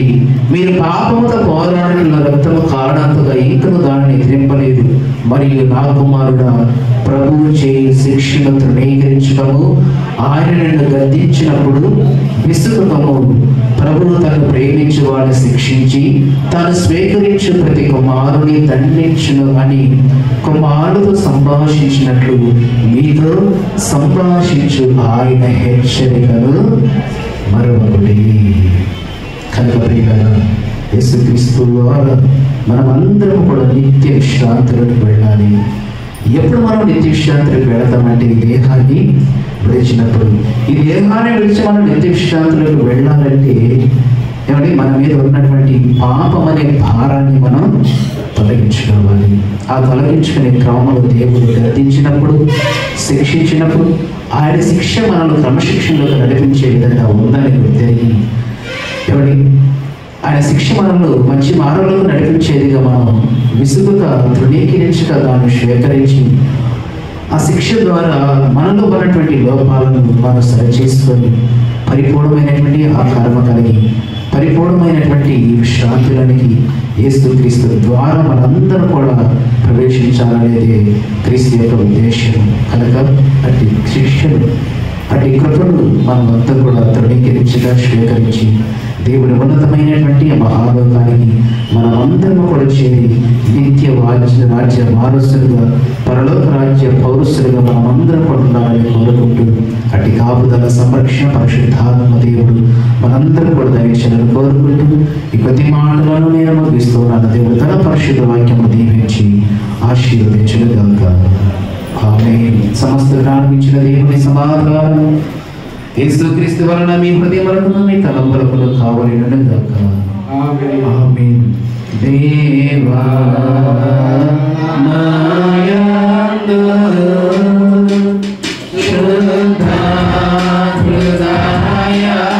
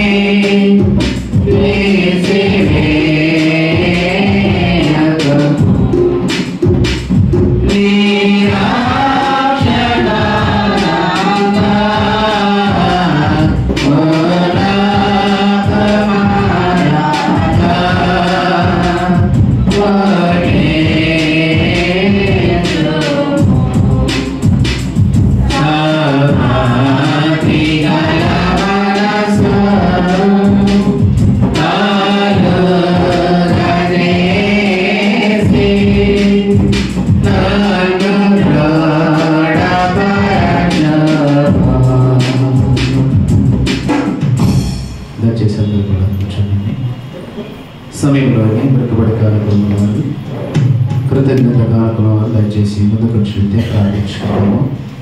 దేవుడు చేసిన మేలు విషయమై మృతపడి కార్యక్రమాలు కృతజ్ఞత కార్యక్రమాలు దయచేసి ముందుకు వచ్చినట్లయితే ప్రార్థించుకుంటాము.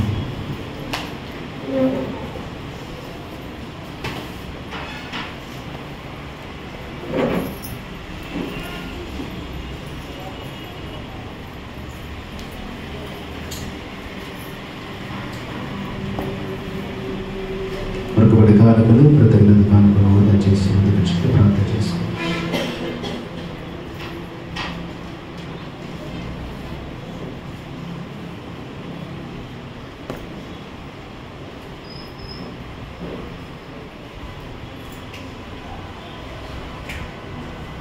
ప్రార్థించుకుందాము. తలలు ఉంచండి, ప్రార్థన చేసుకుందాం. మహాపరిశుద్ధుడా, కృప కలిగిన మా తండ్రి, ప్రేమ నమ్మకం కలిగిన మా గొప్ప దేవ, మీ కొందనాలు చెల్లిస్తున్నాం నాయన. పరిశుద్ధ ఆదివారము తండ్రి, మీ శిలువ ప్రత్యక్షత ముందు శిరస్సు వచ్చి నిలబడిన బిడ్డలు నాయన, మీ కనుదృష్టిలో మరుగైన వారు కాదు తండ్రి. వారమంతా కూడా మీరు చేసిన మేళల విషయమై మీ ద్వారా వారు పొందుకున్న కార్యముల విషయమైనా బిడ్డల మరొక బిడ్డల కృతజ్ఞత జీవితం కలిగిన వారై ప్రేమించి వారికి ఇచ్చినటువంటి సమృద్ధి నుండి శ్రేష్టమైన భాగమును సమకూరుస్తూ ఉండగా ఏ అర్పణలని మీరు స్వీకరించండి. 30 60 100 ఫలింపచేయండి. ఇక వారి జీవితాల్లో వారి కుటుంబాల్లో ఏవైతే కొరతగా ఉండబోతండి, ఏ విషయాలు కొదవ కలిగి ఆటంకం కలిగి ఉన్నాయనైనా అట్టి కార్యములు కూడా కన్న తండ్రిగా మీ బిడ్డల జీవితాల్లో సమృద్ధికరంగా మేలుకరంగా మీరు మార్చమని ప్రార్థిస్తూ ఉన్నాము. నిలబడిన ప్రతి ఒక్కరు కూడా పేరు పేరు వరుసను మీరు దీవించండి. చేస్తున్న ఉద్యోగ పనిబాటల్లో వ్యాపారములు సమస్త కార్యములు కూడా మీరు తోడుగా ఉండండి. వారిని వారి బిడ్డలను వారి కుటుంబాలను కలిగిన సమస్తాన్ని కూడా మీరు దీవించండి. క్షేమాన్ని మంచి ఆరోగ్యమును దీర్ఘాయువును ప్రసాదించి వారి జీవిత కాలమంతి బ్రతుకు దినములన్నయు తండ్రి మీ కృపలో ఫలించి ఫలాభివృద్ధి పొందే ధన్యతను మీరు దయచేయమని మా ప్రభువును రక్షకుడైన యేసుక్రీస్తు వారి పరిశుద్ధ నామమును బట్టి ప్రార్థించండి వేడుకుంటున్నాము తండ్రి. ఆమేన్. తండ్రి, కుమార, పరిశుద్ధాత్మ త్రియేక దేవుని దీవెన సదాకాలం కుటుంబాలకు మీకును బిడ్డలను కలిగిన సమస్తములకు చేసిన ప్రతి కార్యములను తోడై నడిపించును గాక. ఆమేన్.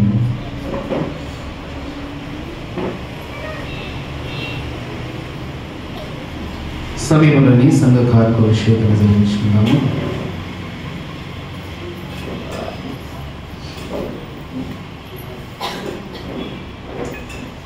నామల కీర్తన పాడుతూ ఉండగా సమీపంలోని సంఘ కానుకల స్వీకరణ జరిగించుకుంది.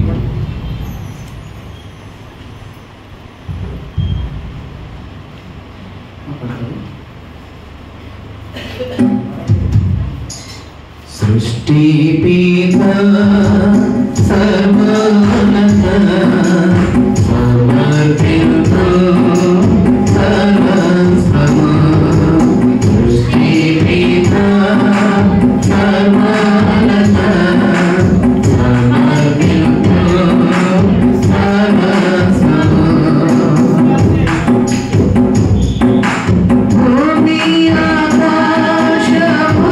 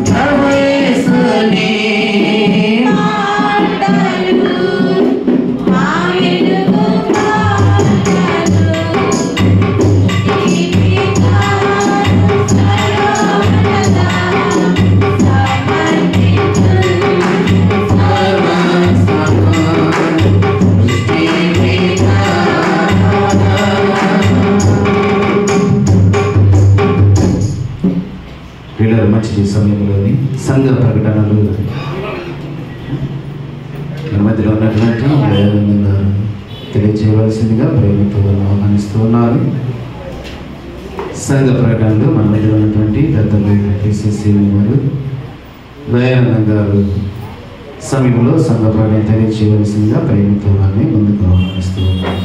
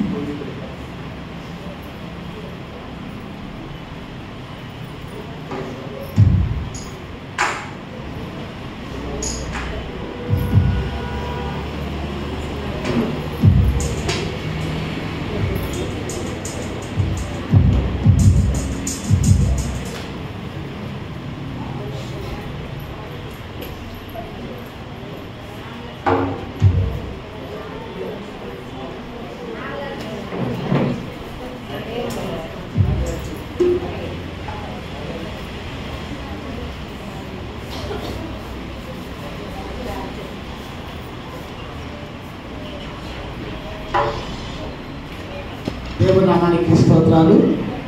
కూడి వచ్చినటువంటి దైవ సేవకులకు అలాగే సంఘ పెద్దలకు సంఘమంతటికి కూడా ప్రత్యేకమైన స్తోత్రాలు తెలియజేస్తా ఉన్నాను.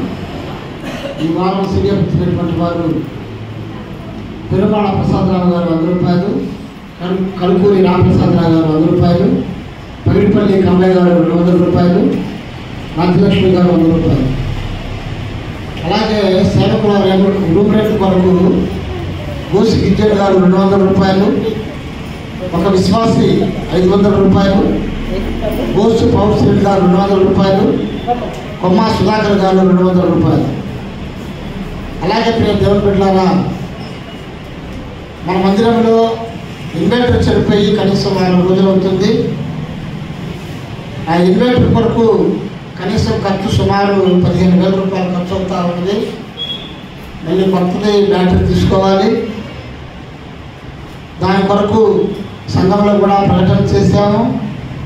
ఎందుకంటే కరెంటు పోతే దేవుని యొక్క పరిచర్యకు ఆటంకం కలుగుతూ ఉన్నది కనుక దయచేసి గమనించండి. ప్రేరేపించబడినటువంటి వారు ఎవరైనా ఇన్వర్టర్కు ఏమైనా మరి సహకరించాలనుకుంటే మీరు దేవుని పరిచర్యలో, అది కూడా ఒక పరిచర్య కనుక ప్రియ దేవుని బిడ్డలారా, అందరూ కూడా తలా ఒక చేయి వేసి మనం అందరం కూడా బ్యాటరీ తీసుకొచ్చి రావాల్సినటువంటి అవసరం ఉంది కనుక అందరూ గమనించి నెక్స్ట్ వారమైనా మరి అందరూ కూడా దీన్ని దృష్టిలో పెట్టుకొని మరి అలాగే మీరు వ్యక్తిగత ప్రాంతంలో కూడా పెట్టండి. ఎందుకంటే బ్యాటరీ లేకపోతే కరెంటు ఉన్నది కాబట్టి పరిచర్యకి ఎటువంటి ఆటంకం జరగలేదు.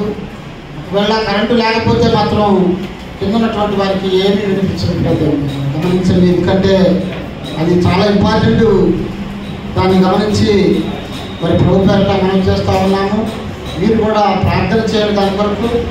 మరి అందరూ ప్రేరేపించబడినటువంటి వారు ఎవరైనా మరి దాతలు ఉంటే మీరు కాకపోయినా మీ బంధువుల్లో ఉన్నా కానీ తెలియపరిచి మరి ఆ బ్యాటరీ కొరకు అందరూ కూడా ప్రయాసపడాలని ప్రభు పేరిట మనం చేస్తూ ఉన్నాము. అలాగే మరి ఈ ఇన్వర్టర్ బ్యాటరీ కొరకు ఎట్ఎం విజయ్ కుమార్ గారు 2,000 రూపాయలు ఇచ్చారు. ఇంకా ఎవరైనా ఇచ్చేవాళ్ళు ఉంటే ముందుకు రావాలని ప్రభు పేరిట మనం చేస్తాము. ఎందుకంటే ఇప్పుడు దేవుని బిడ్డలారా, మరి ఎట్ఎం విజయ్ కుమార్ గారి యొక్క కుటుంబ పరిస్థితి మనం అందరం చూస్తూనే ఉన్నాం. ఎందుకు వారు ఇట్లా ఇస్తా ఉన్నారంటే దేవుని ఆశీర్వాదం కొరకు. దేవుడు ఎప్పుడైనా మా కుటుంబాన్ని ఆశీర్వదిస్తారు. మరి తప్పకుండా అని వాళ్ళు ఎంతగా ఆశపడి ప్రతి పరిచర్యలో కూడా వాళ్ళ వంతు వాళ్ళు మా కుటుంబం మరి ఎంతగానో పారిభాగస్తులు అవుతా ఉన్నారు. వారి కొరకు మరి మీరందరూ కూడా ప్రార్థించండి. మరి మేము కూడా ప్రార్థిస్తాము. మరి వారి బిడ్డలు మరి మారులాగిన మరి ఎంతగానో వారు ప్రయాసపడతా ఉన్నారు. ఆ కుటుంబం కొరకు మనం అందరం కూడా ప్రార్థించేటువంటి వారుగా ఉండాలని ప్రభుత్వానికి మనం చేస్తూ నాకు ఇచ్చినటువంటి అవకాశాన్ని బట్టి మీ అందరికీ హృదయపూర్వకమైనటువంటి వందనాలు తెలియజేస్తూ సెలవు తీసుకుంటాము.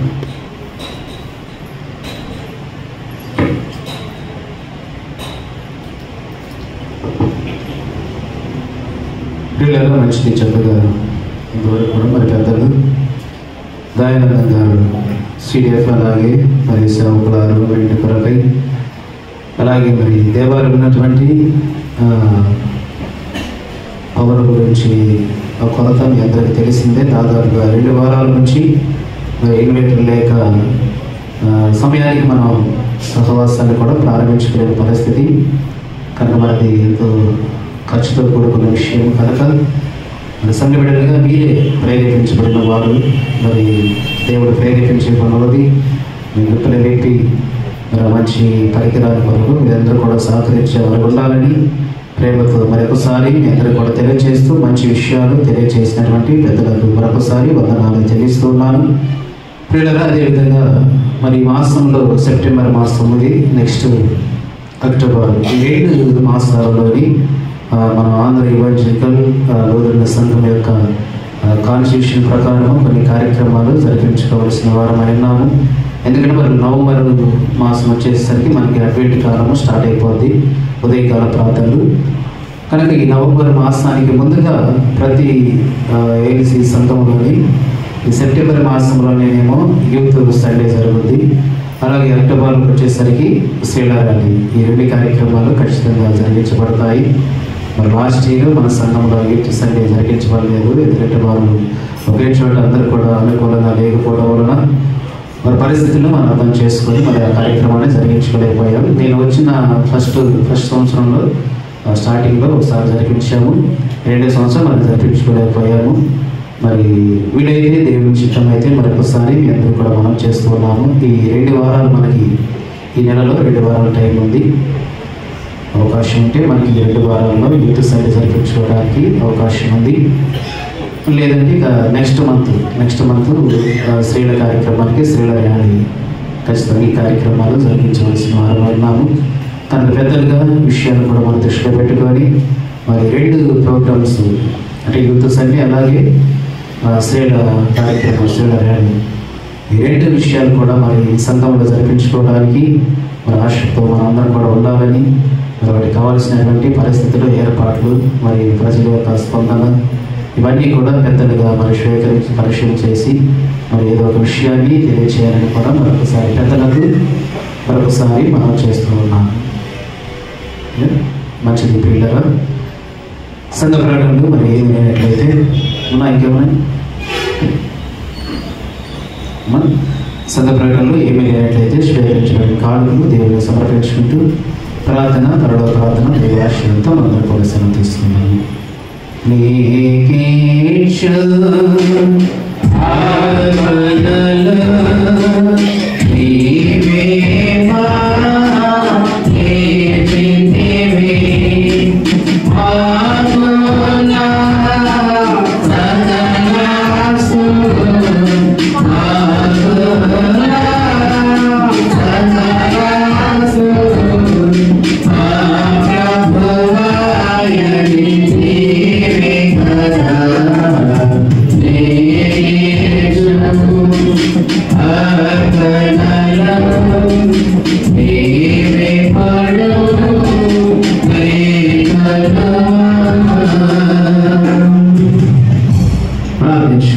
చివరి ప్రార్థన పరలోక ప్రార్థన దైవాశీర్వాదంతో అందరూ కూడా సెలవు తీసుకున్నాం. మహాపరిశుద్ధుల కృప కలిగిన మా తండ్రి, ప్రేమ నమ్మకం కలిగిన మా గొప్ప దేవ, మీకు వందనాలు చెల్లిస్తున్నాము నాయన. దేవ గడిచిపోయినటువంటి పక్షిత ఆదివారం నుండి మరి యొక్క వారం వరకు మీ పిల్లలమైన మమ్మలను తండ్రి మీ దగ్గర చాటును భద్రపరిచారు. వారమంతి తండ్రి మాకు కావలసిన క్షేమాన్ని మంచి ఆరోగ్యం సమకూర్చి సకల పాయములను సంరక్షించి మీ ఉన్నతమైన ప్రేమను వచ్చిన ఆయన క్షేమాన్ని మంచి ఆరోగ్యమును ఆయుష్ను మీరు అనుగ్రహించినందుకు వందనాలు చెల్లించుకుంటున్నాను. అందులో వచ్చిన ఆయన మీడల కృతజ్ఞత జీవితం కలిగిన వారై ఈ పరిశుద్ధాది వారి ఆరాధనలో మీ సన్నిధానంలో చేరి పాటల ద్వారా ఆరాధన ద్వారా వాక్యము ద్వారా తండ్రి మిమ్మల్ని మహిమపరిచి ఉన్నారు. విన్నటువంటి మాటలను ఆయన విడుదల హృదయాల్లో బయటపడి చేయండి. దేవుడు గతించు మనుష్యులు ధన్యుడని మీరు సెలవిస్తున్నారు. కనుక ఆయన సర్వశక్తుల యొక్క శిక్షను తృణీకరించగా స్వీకరించమని మీరు సెలవిస్తున్నారు. ఎందుకనగా తండ్రి దేవుడి శిక్ష మమ్మలను క్రమశిక్షణలోకి నడిపిస్తున్న విషయాన్ని జ్ఞాపకం చేసుకుంటున్నాము. దాన్ని బట్టి ఆయన మేమందరం కూడా ఆయన అసలైన విశ్రాంతి ఆయన మేమందరం కూడా ఈ తరుణం చాలించిన తర్వాత పొందుకోవాల్సిన విశ్రాంతులకి ప్రవేశించాలనేది మీ యొక్క ఆలోచన ఉండగా నాయన ఆ విశ్రాంతులకు ప్రవేశించడానికి ప్రతి మనిషి కూడా నాయన పాపం అనే భారముతో గల మూలుగు చూడగా తండ్రి అట్టి పాపం అనే భారమును ఆయన ఆ మూలుగు నుండి విడిపించి యేసుక్రీస్తు వారు ప్రవేశించినటువంటి ఆయన నిత్య రాజ్యములనికి నాయన ఆ మహిమ ప్రవేశములనికి నాయన ఎప్పటికీ కష్టం అనేది, బాధలు అనేది, దుఃఖం అనేది, కన్నీళ్ళు అనేది, వేదన అనేది, రాత్రి చీకటి ఆకలి నాయన లేనటువంటి ఆ సామ్రాజ్యంలోనికి తండ్రి ఆ మహాలోకానికి ఆ మహావిశ్రాంతులకి మేమందరం కూడా వెళ్ళాలంటే తండ్రి ఖచ్చితంగా విశ్రాంతులకి ప్రవేశించడానికి మాకు ఉన్నటువంటి ఆటంకాలు నేను మీ వాక్యంలో సరి చేసుకుని నేను మీలోకి ప్రవేశించే ధన్యతను అడిగించమని ప్రార్థిస్తున్నాను. సంఘాన్ని దీవించండి. సంఘంలో ప్రతి జన్మాన్ని కూడా అర్థం చేసుకున్నాను. చిన్న బిడ్డలను, స్త్రీలను, పెద్దలను, యువ బిడ్డలను, వృద్ధులను వారి వారి వయసును బట్టి వారికి కావాల్సినటువంటి క్షేమాన్ని మంచి ఆరోగ్యాన్ని సమకూర్చమని ప్రార్థిస్తున్నాను. ప్రతి కుటుంబంలో అయిన సమాధానంలో నెమ్మది ఐక్యతను నిర్వహించండి.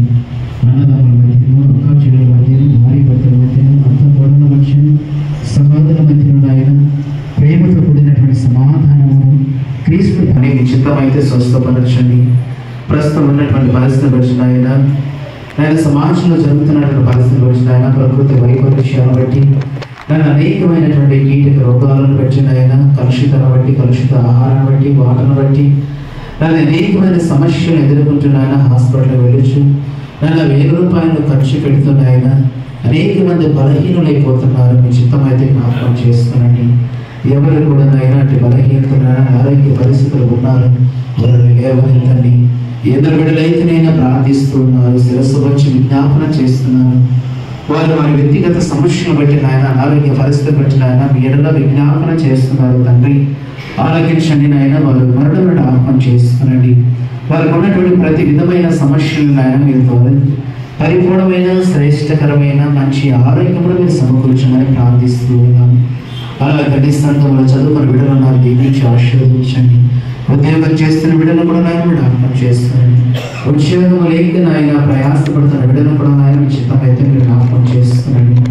అలాగే సంఘంలో తండ్రి వ్యవసాయం చేస్తున్న బిడ్డలు కూడా వారు దీవించండి. ఫ్యాక్టరీ పనులకు వచ్చిన బిడ్డలు కూడా వారు దీవించి ఆశీర్వదించండి. సొంత షాపును బట్టి, చేతి పనులు బట్టి, వారి సామర్థ్యాన్ని బట్టి, కుటుంబాన్ని పోషించుకునే క్రమంలో ప్రేమించిన ఆయన వారికి ఇచ్చినటువంటి సామర్థ్యాన్ని బట్టి ఆయా రంగాల్లో, ఆయా పనిబాటల్లో నిమగ్నమై ఉంచిన ప్రతి కుటుంబాన్ని, వారి హస్తాలను, వారి జీవన పాదని, వారి సంపాదనను మీరు దీవించి ఆశీర్వదించమని ప్రార్థిస్తున్నాం. అలాగే సంఘములనైనా వివాహం వరకు శుభకార్యాల వరకు ఆయన బిడ్డలు దీవించండి. వారికి కావలసిన సరైన సహకారం వారి జీవితంలో సిద్ధపరచమని ప్రార్థిస్తున్నాం. గర్భఫలం లేదనైనా ఎందరు బిడ్డలైతేనైనా ప్రార్థిస్తున్నారు, సహాయం చేయండి. వారిలో ఉన్నటువంటి లోపాలను ఆయన సరిచేసి వారి జీవితాలు గొప్ప కార్యం నిర్ణయించండి. బాలింతలను, గర్భిణీ స్త్రీలను, చంటి బిడ్డలను దీవించి ఆశీర్వదించండి. నేను వారికి ఉన్నటువంటి ఆయన జీవితాన్ని బట్టి, వారి బిడ్డల కాలాన్ని బట్టి ఆయన పరిపూర్ణత కలిగి మీ కృపలో ఆయన దినదినము కూడా వర్ధిల్లే భాగ్యములు మీరు అనుగ్రహించమని ప్రార్థిస్తూ సహాయం చేయండి. అలాగండి మా సంఘాన్ని, సంఘపు సరిహద్దులను విస్తరింపచేయండి. మా సంఘాన్ని పరిపాలిస్తున్న పెద్దలను బట్టి నేను ప్రార్థిస్తూ ఉన్నాను. మా సంఘ డెలిగేట్ గారిని బట్టి నేను వారి కుటుంబాన్ని బట్టి ప్రార్థిస్తున్నాను. బిడ్డలను బట్టి విజ్ఞాపన చేస్తున్నాను. సంఘ పీసీసీని బట్టి ఆయన వారి కుటుంబాన్ని బట్టి ప్రార్థిస్తూ ఉన్నాను. సంఘ పెద్దలను బట్టి ఆయన వారి కుటుంబాన్ని బట్టి విజ్ఞాపన చేస్తూ ఉన్నాను. సంఘ ట్రెజరర్ గారిని బట్టి ఆర్గనైజింగ్ గారిని బట్టి మీ సన్నిధానంలో ప్రార్థిస్తూ ఉన్నాను. ప్రేమించిన వారికి ఇచ్చినటువంటి బాధ్యతను గుర్తిరిగి సంఘాన్ని క్షేమాభివృద్ధిని నడిపించడానికి, ఆధ్యాత్మిక ఈ సంఘాన్ని నాయన ఫలింప చేయడానికి నాయన మీ పనిలో మీ పిల్లల్లో తండ్రి బలమైన సాధనములుగా తండ్రి, బలమైన పాత్రలుగా మీరు ఫలింప చేయమని ప్రార్థిస్తున్నారు. సహాయం చేయండి. సరే స్కూల్ బిడ్డలను, CCMP వారిని, శీల సమాజం వారిని, ప్రతి ఒక్కరు కూడా జ్ఞాపకం చేసుకోండి. నాయన మీ లోకంలో ఉన్నంత వరకు తండ్రి మాకు నిజమైన విశ్రాంతి నాయన. ఈ మనిషి భూమి మీద బ్రతుకున్నంత వరకు ఎప్పటికీ దొరకదు కాదు తండ్రి. ఈ తరమును చాలించిన తర్వాత పొందుకోబోయే మహాస్థలమే విశ్రాంతిని సెలవిస్తున్నారు. కనుక నాయన మహాలోకానికి విశ్రాంతులను మేమందరూ కూడా ప్రవేశించాలండి. మా మీద ఉన్నటువంటి నా ఈ పాపం అనే భారాన్ని తల్లి మేము తొలగించుకోవాలి. ఆ భారాన్ని మోయటం కొరకు నాయన యేసుక్రీస్తు వారి లోకానికి వచ్చారని సత్యాన్ని మేము నేర్చుకున్నాము. కనుక నాయన ఈ పాపం అనే భారాన్ని సులువుగా చిక్కులు పెట్టి మమ్మల్ని తండ్రి అపవిత్రతలకు, అక్రమాలకు నడిపించేదిగా ఉంటుంది.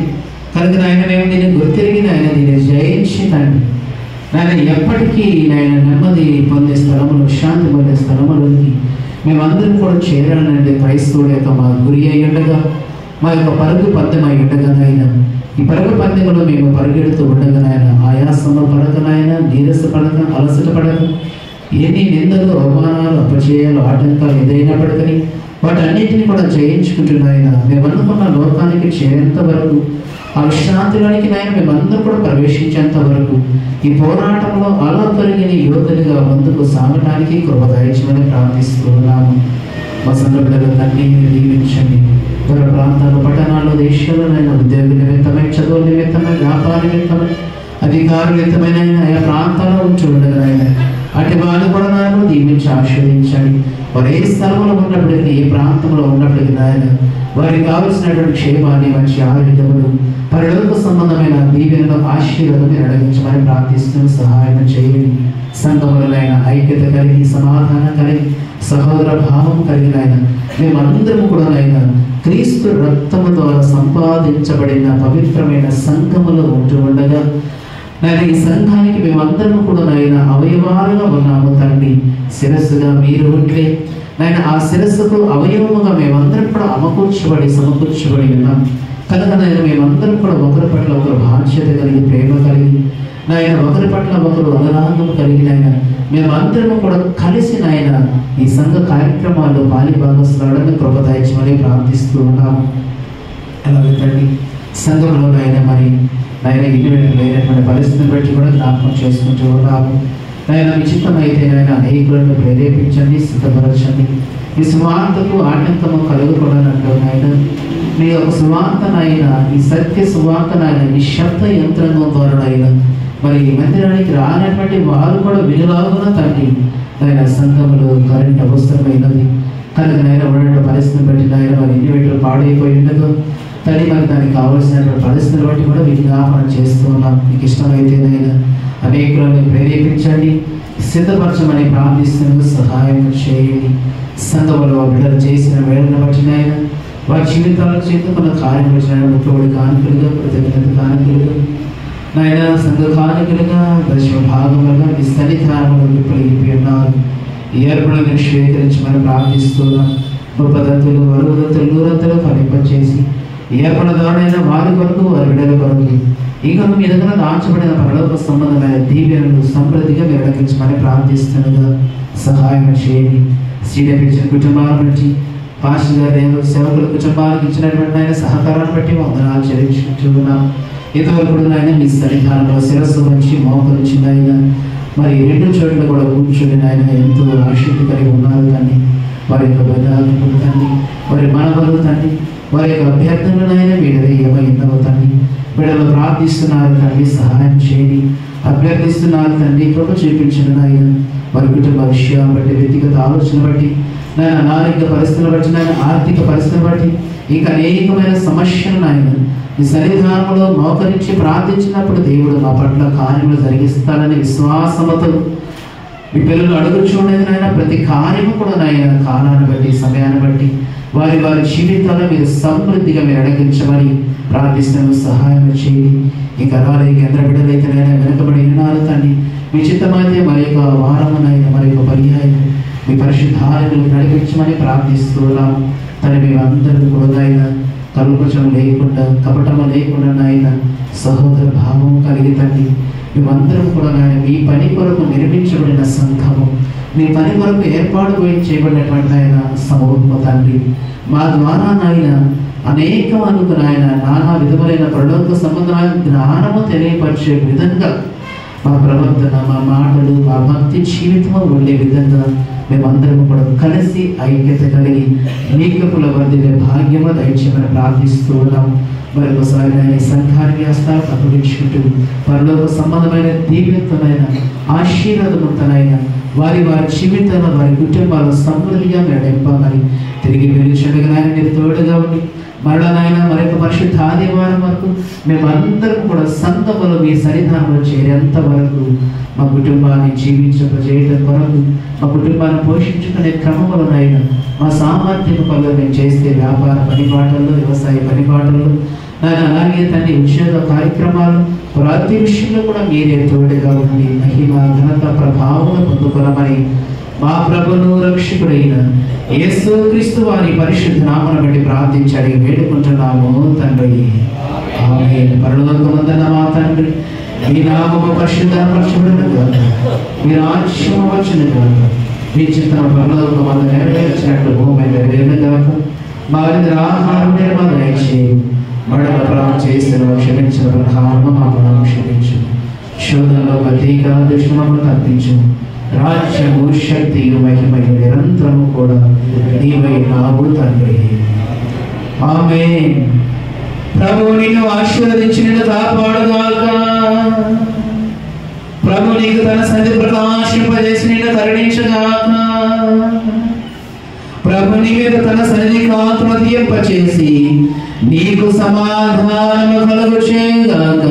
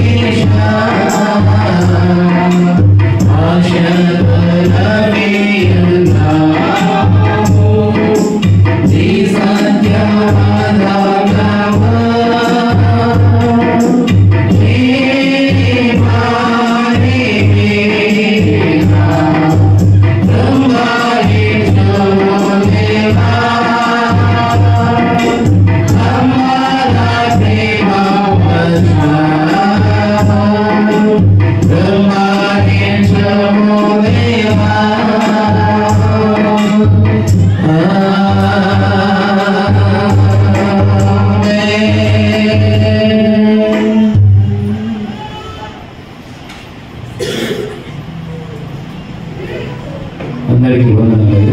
మన అందరికి వందనాలు. దేవుడు అందరు కూడా దీవించిన కనుక